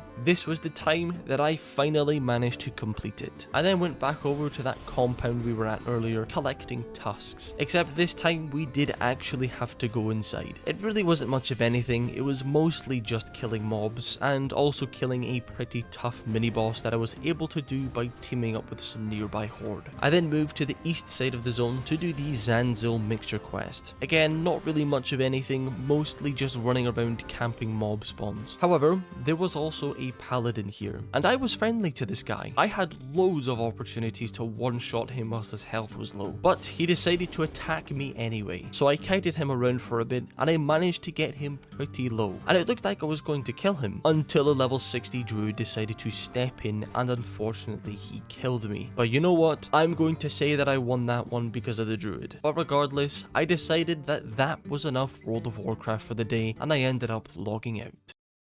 Logging on the next day, I was determined to get Stranglethorn Vale finished and completed. So to start the day off, I once again went back at the Zanzil mixture quest, where I met a friendly priest and we vibed out for a bit. He then actually led me to this random mage, and from what I gathered, the priest was trying to tell me that this mage was a bot. So of course, I went ahead and took him out. And it's kinda crazy, 2 bots in one video. But once that was done, I once again went behind Booty Bay and back onto those ships to finish up the quest there, which was once again just killing a little mini boss. I then flew back over to the Gromgol base camp and turned the quests in. And after that, there was really only a couple quests left to do here, one of which was the Singing Blue Crystals quests. And if you've ever done Stranglethorn Vale before, you know exactly how much this quest sucks to do. But just like the quest in Death List, I decided I would give it a go just so that I could say that I attempted it. And basically immediately got attacked by a priest and a warrior. And to be honest, honest, I just thought, nah, that was enough Stranglethorn Vale for at least a couple of months. So once again, I was looking at my map thinking of where I wanted to go next, and I decided on one of my favourite zones, Tanaris. Now,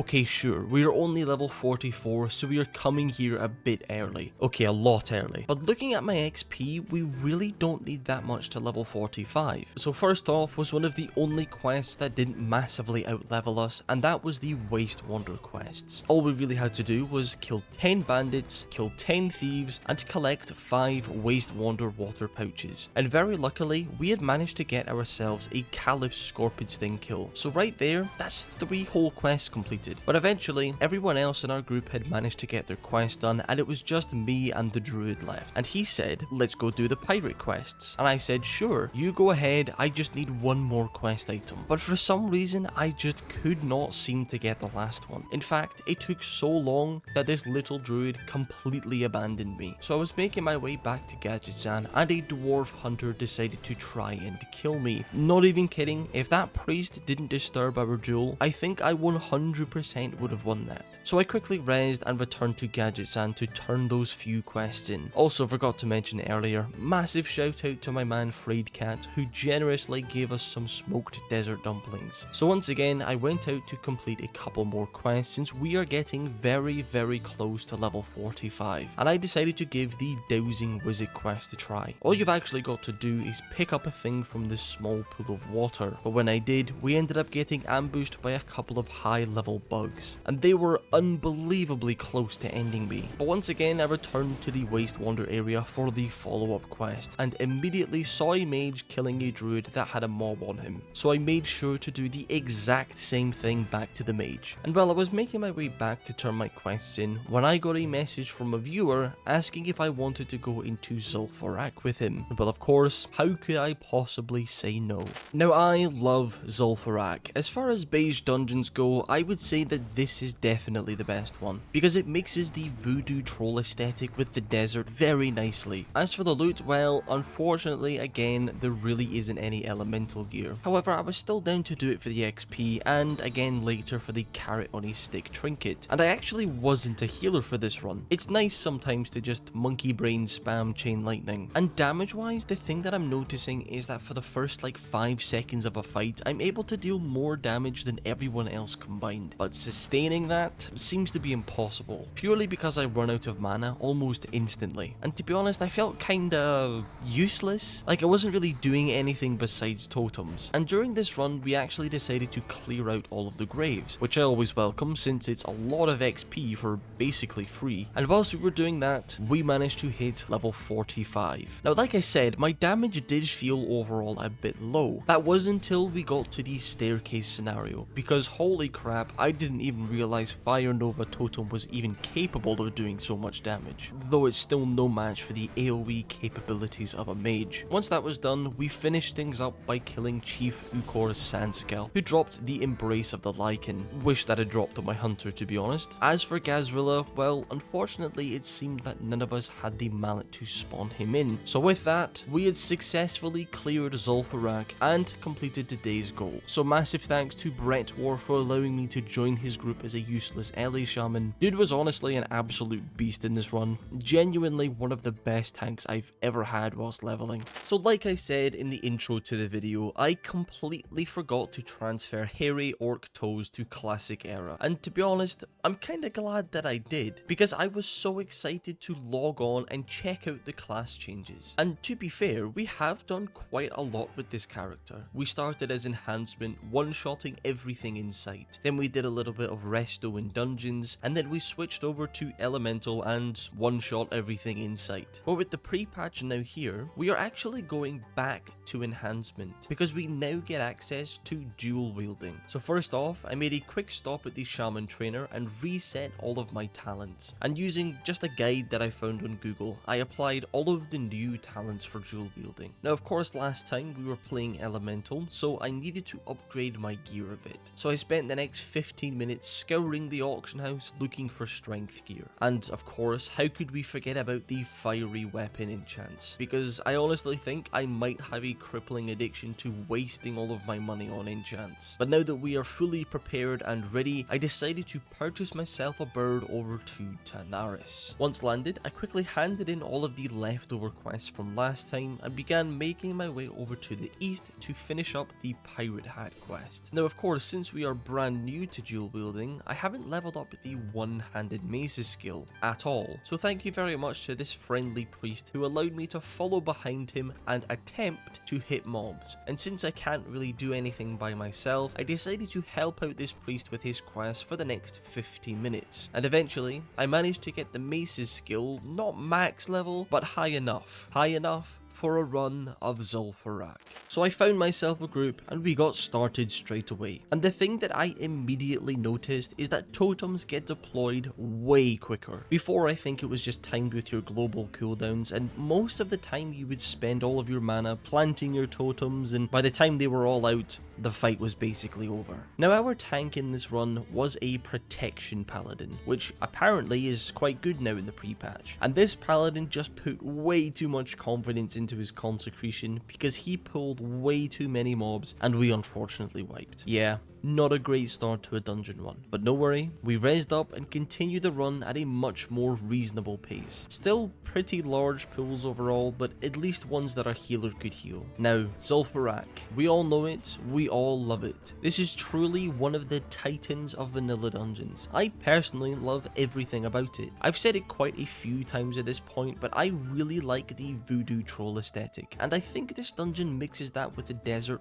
really well. As for the loot, well, I did of course take a quick look and there isn't too many things. However, there is a weapon called Ripsaw and I really wanted to get one. Maybe two if I was lucky. And yes, I know that since this is an axe, it kind of erases all of our progress with leveling weapon skill, buying weapons, and then buying enchants for those weapons. But regardless, I still wanted one. So we continued clearing through the dungeon, AoEing down all of the little scarabs along the way until we get to the graveyard area. And since we have a prot paladin, 2 warriors and a shaman, our AoE is pretty huge. So we decided to clear out every single one of the graves just for XP. We then continued our way through the dungeon, doing the little staircase scenario along the way until we get to the final boss of the dungeon, Chief Ukora Sandscalp, the boss that can drop our Ripsaw. So we DPS him down, and unfortunately he dropped the big bad pauldrons, but congrats to the warriors I guess. Now after we had taken down the last boss, we actually went down towards Gazrilla. Sadly though, no one seemed to have the mallet to spawn him in, but we ended up clearing our way around the entire outside part. Not for any specific reason I don't think, just for more XP, which I'm not going to say no to of course. But after our first run and not getting the weapon, I of course decided to go back in for another. And the other thing that I'm noticing is that leveling is a lot quicker. That one run managed to get us an entire level. Vanilla leveling, surely we would need a minimum of 2 of those runs. So just like the last run, this group is being tanked by a protection paladin. And what is with these paladins and just monkey brain pulling every single mob they see? Does consecration just give people an unending supply of confidence? So we rezzed up and once again we decided to take on the graveyard just for XP. We then actually went straight past the staircase thingy and went straight to Gazrilla, and completely without warning someone spawned him in. And since I was lazy and didn't grab the quest beforehand, I asked the paladin if he had the quest to share with me, and very luckily he did. So for the next couple of minutes we cleared out all of the surrounding mobs and took the boss in the worst location possible, because this guy hits hard, plus he likes to do that. And to make matters worse, our healer had disconnected, which means it was up to us to spam lesser healing wave on people. But in the end we were able to take him down and get the quest completed. So once again we continued our way through, this time without a healer, but it was okay since myself and the druid were kinda both just popping heals occasionally, and that seemed to be enough to keep everyone alive. So we moved on up to Chief Sandscalp, and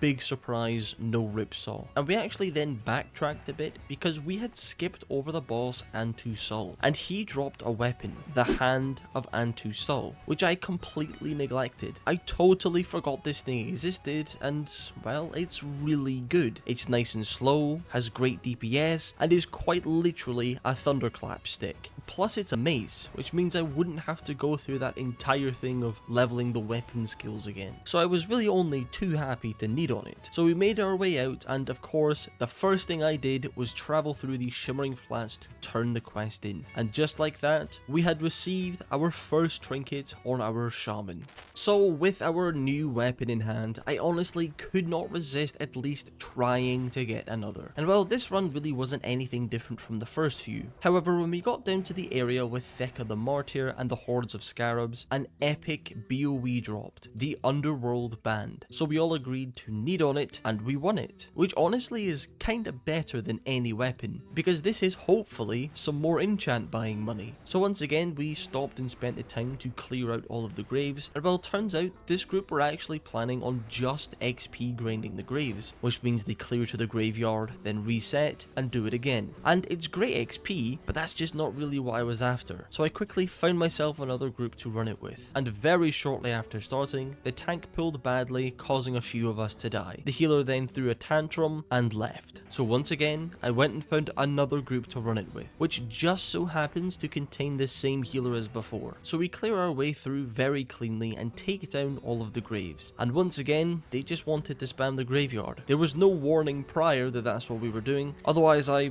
probably wouldn't have joined. And at this point, I had just kinda given up. So I hearthed my way back to Orgrimmar and beelined it towards the auction house in order to check the price of this epic ring that we had luckily gotten. And it was just under 100 gold, which is really good. I mean, that's like 12.5 fiery enchants. But now that that was listed on the auction house, I decided that that was enough World of Warcraft for today.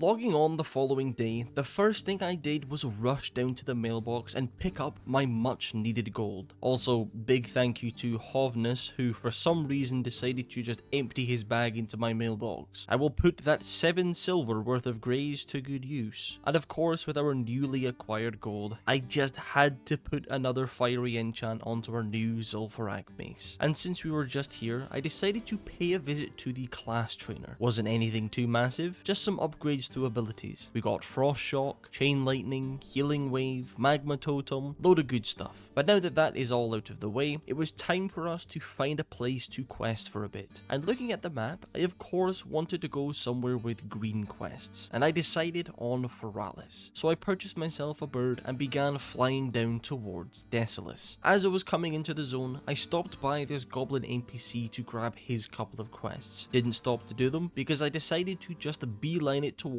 Camp Moyashe? Fucking that one. Although along the way I did stop to do the Tanaris Screecher quest where we've got to collect their spirits. But once I eventually did make it in, I actually grabbed the flight point this time, which is an occasion in itself. I also grabbed every single quest in sight and logged out because I overestimated how much time I had before my Naxxramas raid. But coming back, I wasted 0 time and got stuck straight into some questing. And first up was the Gorduni Ogre Kill quest. And holy crap, the damage is ridiculously insane. I definitely didn't notice that much whilst in the dungeon because obviously my main responsibility in that setting is totems. And just because I thought it would be cool, I decided to unboon all of my world buffs that I had passively gathered on my travels. And you know what? I think this was the moment that I truly started to fall in love with Shaman. I felt so powerful, absolutely annihilating every mob in sight. As a support class, you know, Shaman in vanilla was really all about how much damage I could do with a single swing of my axe, but now it feels like an incredibly consistent DPS spec that brings so much utility to a group, and I absolutely love it.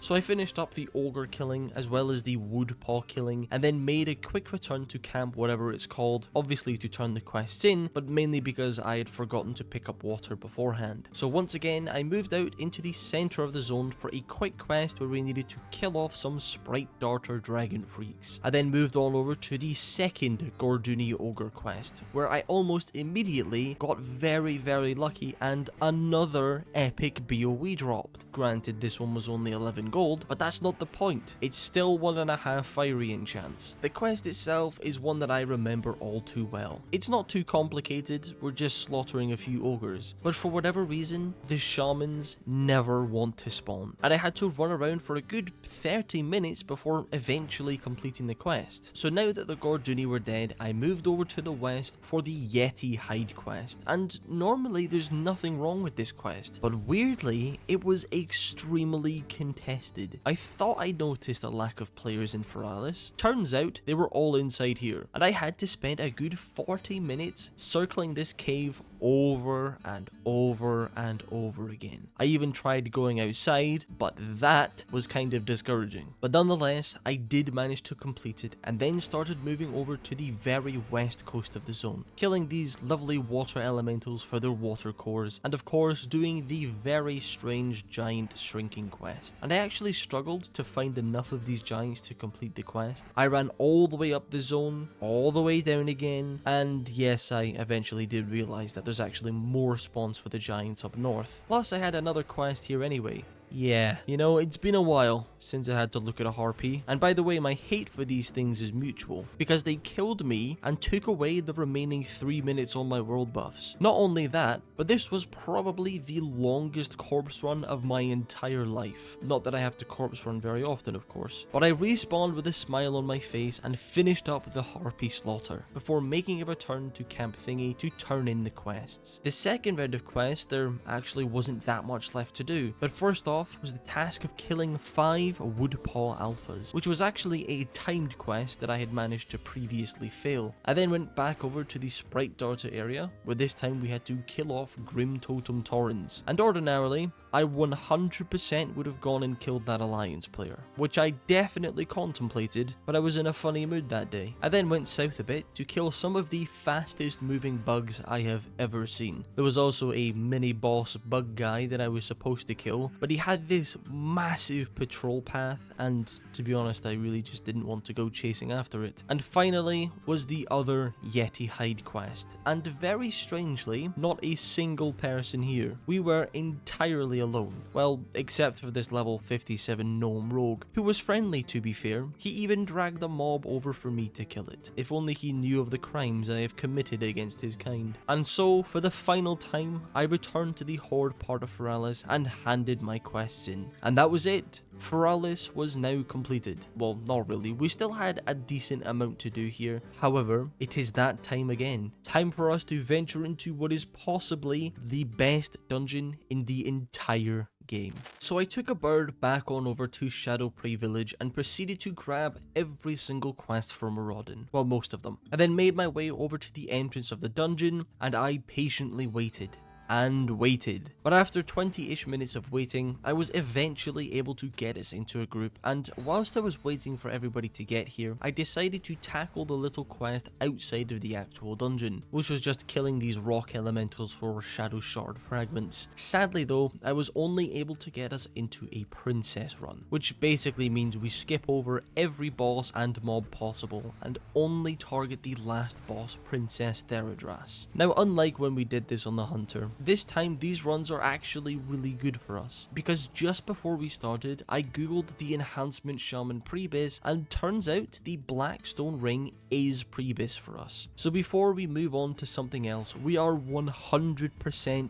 getting that ring. And we actually decided as a group to make a quick stop upstairs at Landslide. I assume probably because the paladin tank that was with us wanted that really fast mace. Unlucky for him though, the rock grip gauntlets dropped, which I did actually need on, but to be honest, I'm not entirely sure if they are actually better than my current gloves, which were just plus 12 strength. So we clear our way through the few remaining giant packs and eventually make it down to Princess Theradras, who, to be honest, felt like had been nerfed. She definitely didn't feel as strong as she used to, though that's probably wildly wrong. However, the Blackstone ring did actually drop, and of course we selected need, and then we didn't win. So we made our way out of the dungeon exactly as the devs intended, and unfortunately this group never ended up going back in for another run, and we were so close to level 50 that we might as well say that we were level 50.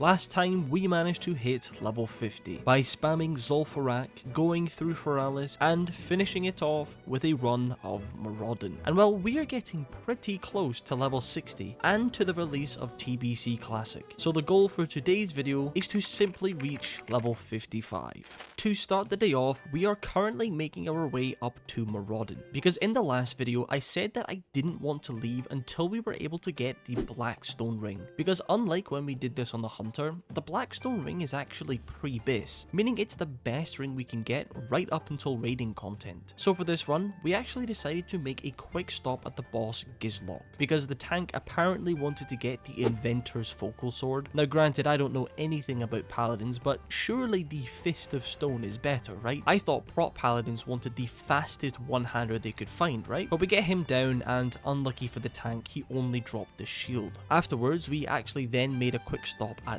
Landslide, probably because the tank wanted the Fist of Stone, but he only ended up dropping the Cloud Stone. But looking at this thing, I thought this might actually be okay for us for when we go Restoration, but to be honest, I wasn't really all that bothered, and I just ended up passing on it. And lastly is the boss Princess Theradras, the boss that can drop the Blackstone Ring. And in the last video, I remember I mentioned that Princess felt like she had been nerfed in the pre-patch. To be honest, I don't actually think that's true at all. I think it's probably just because classes other than warriors now do damage. But very luckily, she did actually drop the ring again. But in the end, I lost the role to the rogue. But as we were waiting for our second princess run to start, I noticed in the chat that someone was looking to do a full run of the dungeon. So I invited him to join me, and I also stole the healer from the last run as well, because if we do a full run, we still get the chance of getting the ring, plus we get to do the quests, and it's just extra XP, right? Plus this dungeon is just so unbelievably beautiful, and I feel like it just wouldn't be right if we didn't do at least one full run per character. So first up is the boss Noxian. Now in vanilla, this guy's loot was pretty much all crappy nature resistant stuff. However, in the pre-patch, it's been changed, like this wand that dropped, which I think used to just be stamina and nature resistance, but now it offers spell crit, and that's something that I've noticed quite a lot of. Many of the items have been changed to actually provide something useful, which I think is just great. Moving on to the second boss, which is Razorlash, and he can drop the Phyto Skin Spaulders. 10 strength and 16 agility is nuts, and would definitely last us until level 60. Doesn't matter though, he didn't drop them anyway. We then make our way through into one of my favourite rooms out of any dungeon. I mean, just look at this place. How can you say this doesn't look awesome? And we actually didn't end up going straight into the purple side of the dungeon, and instead we went and took down Celebrus the Cursed. And our intention was to do the quest, but turns out that would require us to go all the way back over to the purple side, and while we were so far into it already, we decided to just continue going this way. So we jumped down the waterfall and we continued the run just like it was a princess run. And this time we actually skipped over Gizlock since his loot really isn't that good. We did however go up to Landslide, who dropped the Rock Grip Gauntlets, which are pretty good, but we already have them equipped. So we started making our way down to Princess, and this room, this is the best part of any dungeon in my opinion. I mean, I just love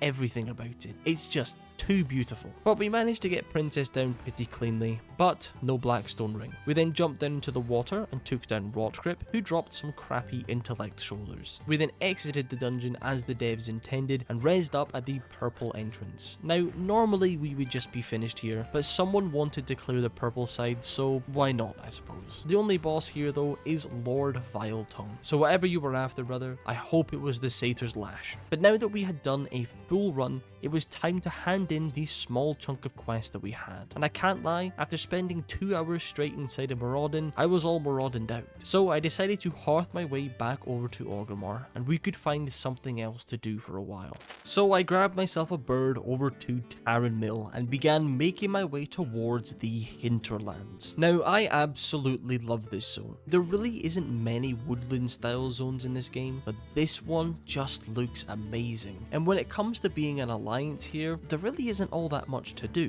There's like a total of 5 quests. But as Horde, this is a fully complete zone with a very, very important quest for us to do. So I made my way through the zone and into Reventusk village, and of course grabbed the flight point and every single quest in sight. So first off was the task of slaying Snapjaws just outside of the village, and pretty much immediately had to go back because turns out I had forgotten to grab water beforehand. And weirdly, this quest gave me a bit of deja vu. I don't know if any of you remember, but way over a year ago when I did that stupid Iron Man challenge on retail, I remember doing this quest there as well. Don't know why, there's really no reason for me to remember this quest so vividly. I also got to use my water walking ability again, which was pretty cool, to pay a visit to this little island just off the east coast, where we had to interact with this bag looking thing, and a couple of trolls came and ambushed us. But once that was done, I began moving deeper into the zone, where I found this tiny troll camp thing. Here we were supposed to be looking for Slag Tree's lost tools, but I couldn't seem to find them, and turns out there was a lot more than just one spawn for these things. So I went over to the other tiny troll camp thingy, where I helped out this dead warrior, and again I couldn't seem to find the lost tools. So instead I headed further up, where we had to kill some Alliance Griffins for a Skylord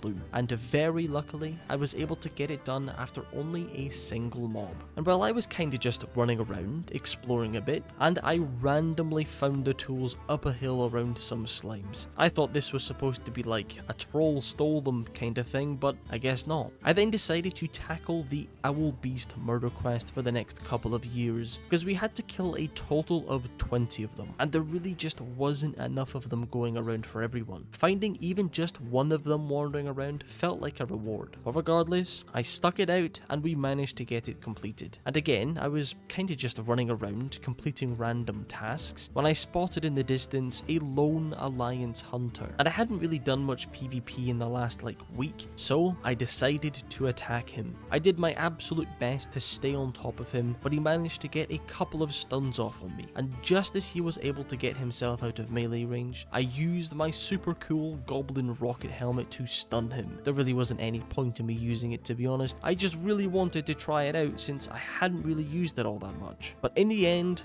we were victorious, and I did think about corpse camping him a bit, but to be honest I don't really like doing that. Plus, we still have a bunch of quests to get done, such as this escort quest that I spotted on the minimap. So I teamed up with a nearby paladin and we started it together. And this was possibly the shortest escort quest ever. I mean, we literally went out the door and we were done. And well, we were both here and grouped up, so we thought we might as well try and do the murder quest that was right here anyway. What we had to do was simply kill off a bunch of Highvale elves. However, it was honestly just impossible. To get the quest completed, we needed to kill a total of 60 mobs, and there was 10 spawns max. Plus, there must have been at least 8 other people all running around trying to do it as well. So after 30 minutes of just running in circles, desperately trying to tag mobs, I gave up. So instead, I decided to start working on that very important quest I was talking about earlier. And it's important because it gives us the Rune of the Guard Captain, which is a trinket that will give us attack power and hit. And according to Wowhead, this is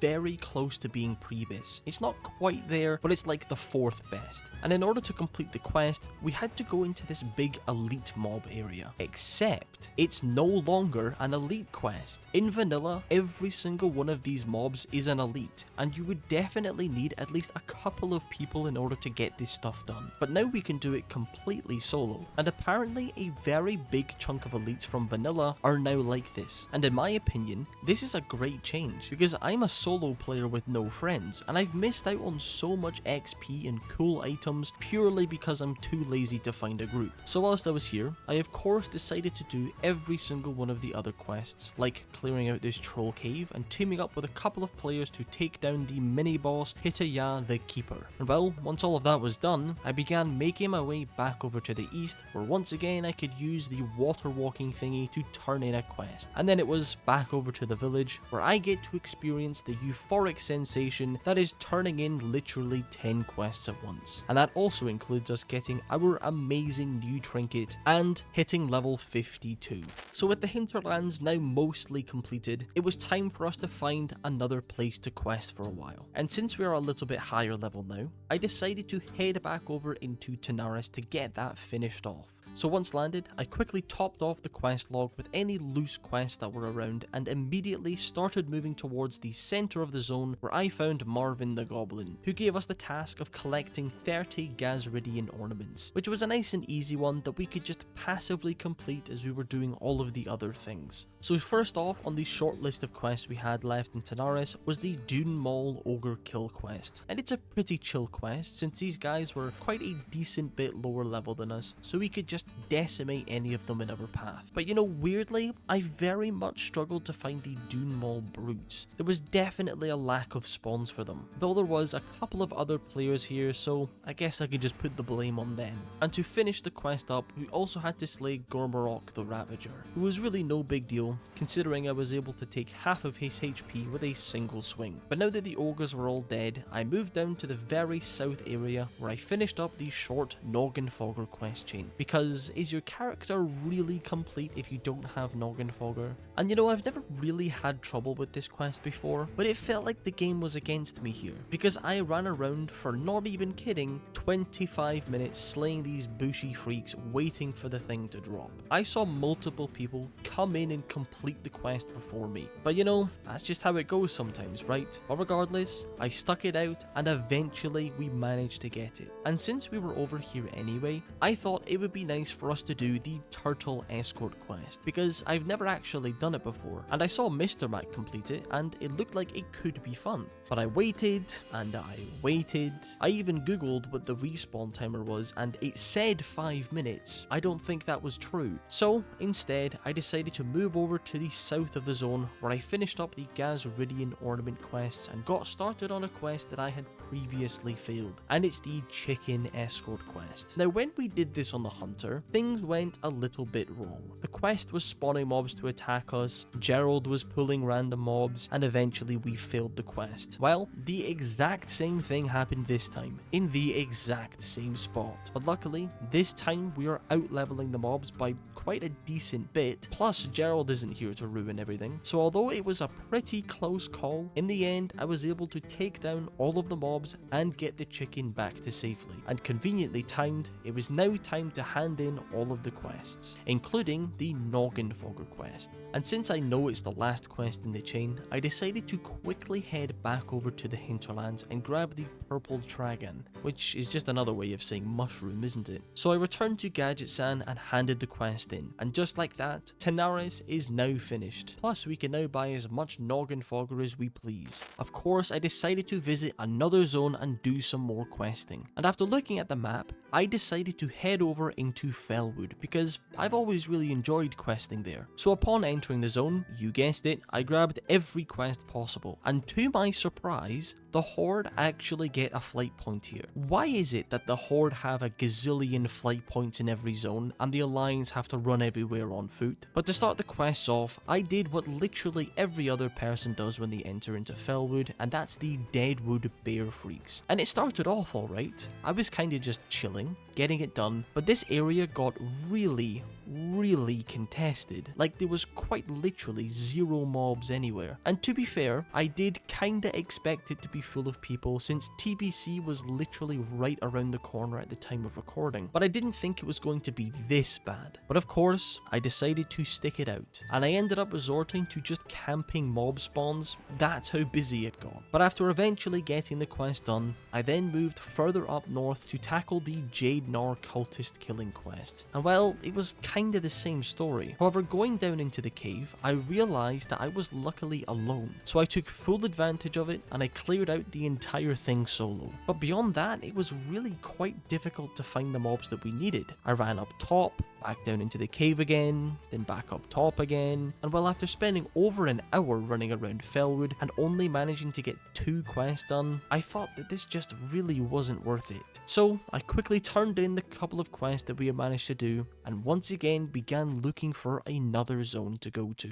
And I decided to go to my favourite zone in the entire game, Ungoro Crater. I mean, what is there not to like about this zone? The aesthetic is perfect. A lush jungle filled with dinosaurs, giant bugs, gorillas that want nothing more than to stomp your head in. So I flew back over to Tanaris and excitedly made my way down into the entrance of Ungoro. Upon entering, I immediately went over to the NPC called Torwa and decided to just get to work on his questline right away. Because from what I could remember, this questline offered a pretty nice piece of gear at the end, and I wanted to see what it was. So first off was locating the fresh Threshodon carcass and picking up a piece of the meat and then taking it back to Torwa. The second quest, we had to kill Ravisaurs and collect pheromone glands. And the funny thing about this quest is that I only figured out how to do it on my last character, because there's tons of Ravisaurs running around, and naturally you would think that it would just drop from one of those. Well, turns out you've actually got to spawn these ones in by standing on top of their eggs, which I guess pisses them off, therefore they come and attack you. Turning that quest in though, that managed to get us to level 53. And the follow-up quest was the task of slaying Lar Corwi. And at first, I didn't realise that I could just spawn him in, so I jammed it out with this rogue for a little bit until I eventually realised that we were supposed to spawn him. And he was a little bit too high level still, but we absolutely demolished him anyway. And of course, I immediately ran to turn the quest in, and well, I was kinda right. It gave us a pair of legs that is 16 strength and 16 stamina. Definitely not bad at all. But now that that questline was completed, I began making my way up north, making sure to avoid Terry the Devilsaur here. But of course, along the way, I ended up getting distracted as I stopped to complete the super sticky tar quest. But eventually, I did manage to make it all the way over to Marshall's Refuge, where we grabbed every quest and of course, grabbed the flight point. Don't be silly, of course I didn't grab the flight point. So to start the quests off, I of course decided to head straight over and into Gorilla Cave, because I like gorillas. And in here I actually planned on doing the little escort quest, but in order to start it, I needed to hand in a mithril casing. And the annoying thing is,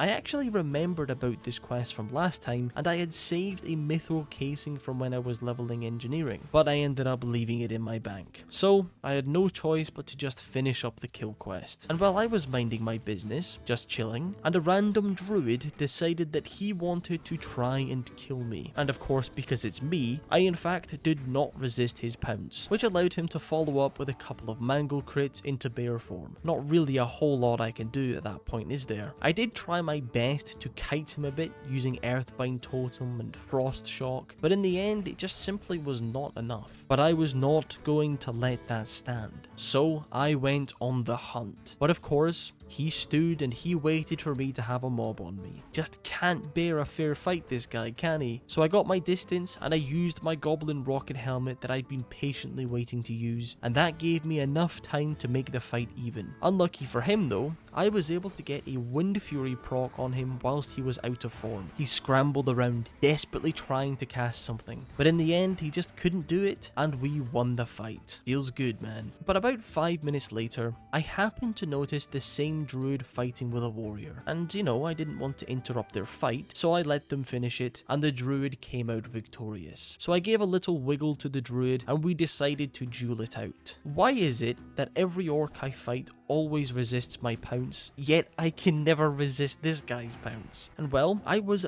very close to dying, and if it wasn't for my Searing totem interrupting his entangling route, I definitely would have been dead. But I managed to get a couple of heals off and I finished him off with a chain lightning. And I actually spoke to the druid after, and he was a really chill dude. So thank you very much for the duels, Thompson Druid. But with the friendly duels now finished, we of course got straight back to work on the questing. And the thing that I really love about questing in Ungoro is that all the quests kind of work together. No matter where you go in this zone, there's always something for you to work on. As I was making my way down south, I was able to kill off some of the Dimetrodons and living mutant plants. And I was even able to get a couple of the Pterodax kills. And well, I was having fun, until a different random druid decided to kill me whilst I was on literally 1 HP. What is with Alliance players in doing that? But of course, I wasn't going to let that stand. I wanted to show this guy what a real fight is. So I spent the next 15 minutes running around trying to find this guy. But you know,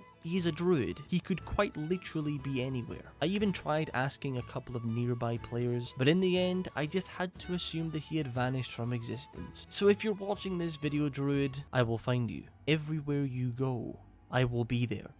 So I went over to the south of the zone where I continued the Pterodax killing, and I also vibed it out with a friendly priest and druid. To be honest, I was kinda terrified that they were going to murder me. And so for the next couple of hours, I kinda just chilled out. I killed more Dimetrodons, found the research equipment, killed more mutant plants, more Pterodaxes, until my quest log looked like this. Isn't that just beautiful? And well, after turning all of those in, that did manage to get us to level 54. And yes, that does make us high enough level for a very, very important dungeon, but first I wanted to make sure Ungoro was completely finished. So I headed up to the top of Fireplume Ridge and took a temperature reading of the hotspot. I also investigated all of the crystal pylons. Not gonna lie, not a clue what is going on here. I also went and did the little goblin escort quest, which is honestly one of my favourite escorts in the entire game, purely because I like how he just randomly dies on the spot sometimes. And finally, for Ungoro, I had to go back into Gorilla Cave and slay the mini-boss Ucha, which might be the second greatest name in this game,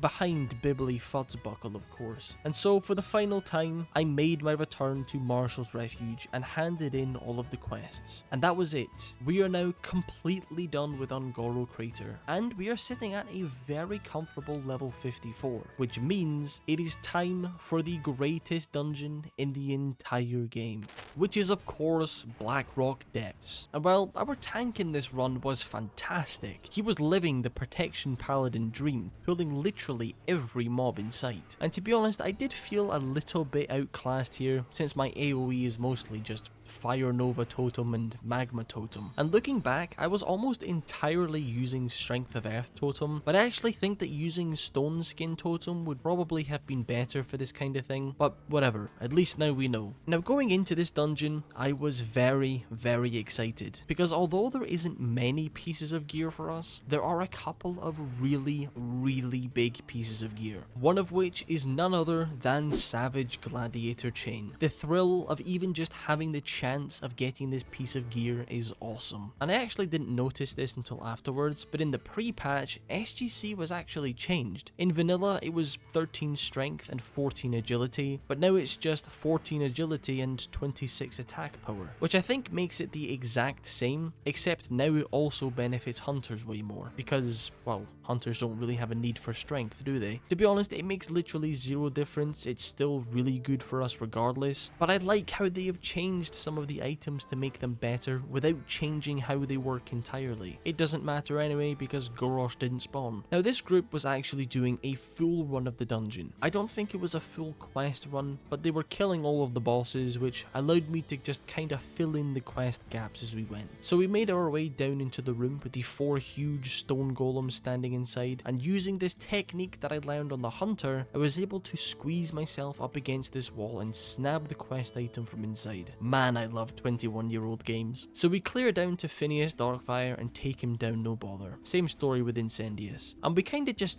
didn't stop clearing the mobs. We just kept going until we had done a massive loop and were standing basically right next to the entrance of the dungeon. And while we were killing a big pack of mobs when it happened, we managed to reach level 55. But we are not done quite yet. So skipping forward a little bit, we are now onto the boss General Angerforge. Now way back before Phase 5 of Vanilla, this boss would have been huge for us, because the second really big piece of gear is of course the Hand of Justice. This piece of gear definitely feels like it was made for enhancement shamans. I mean, being able to stack Wind Fury for 2 extra attacks and then Hand of Justice on top of that, we would be one-shotting everything. Unfortunately now though, Hand of Justice was actually moved to the final boss of the dungeon instead. To be honest, I don't really know why. I don't see what difference it makes. So skipping forward a bit again, we are now standing at the second to last boss of the dungeon, Magmus, and he dropped the Totem of Rage, and I didn't even realize these were a thing. They work almost exactly like the druid idols. It's just like an extra thing you get to have with you, and since we are the only shaman in the group, of course we won it. And next up is the final boss of the dungeon, Emperor Dagran Thorisan, the boss that can drop our beautiful Hand of Justice. But just like everything else I do, it did not drop. But you know what? I am happy with my new weird totem thingy.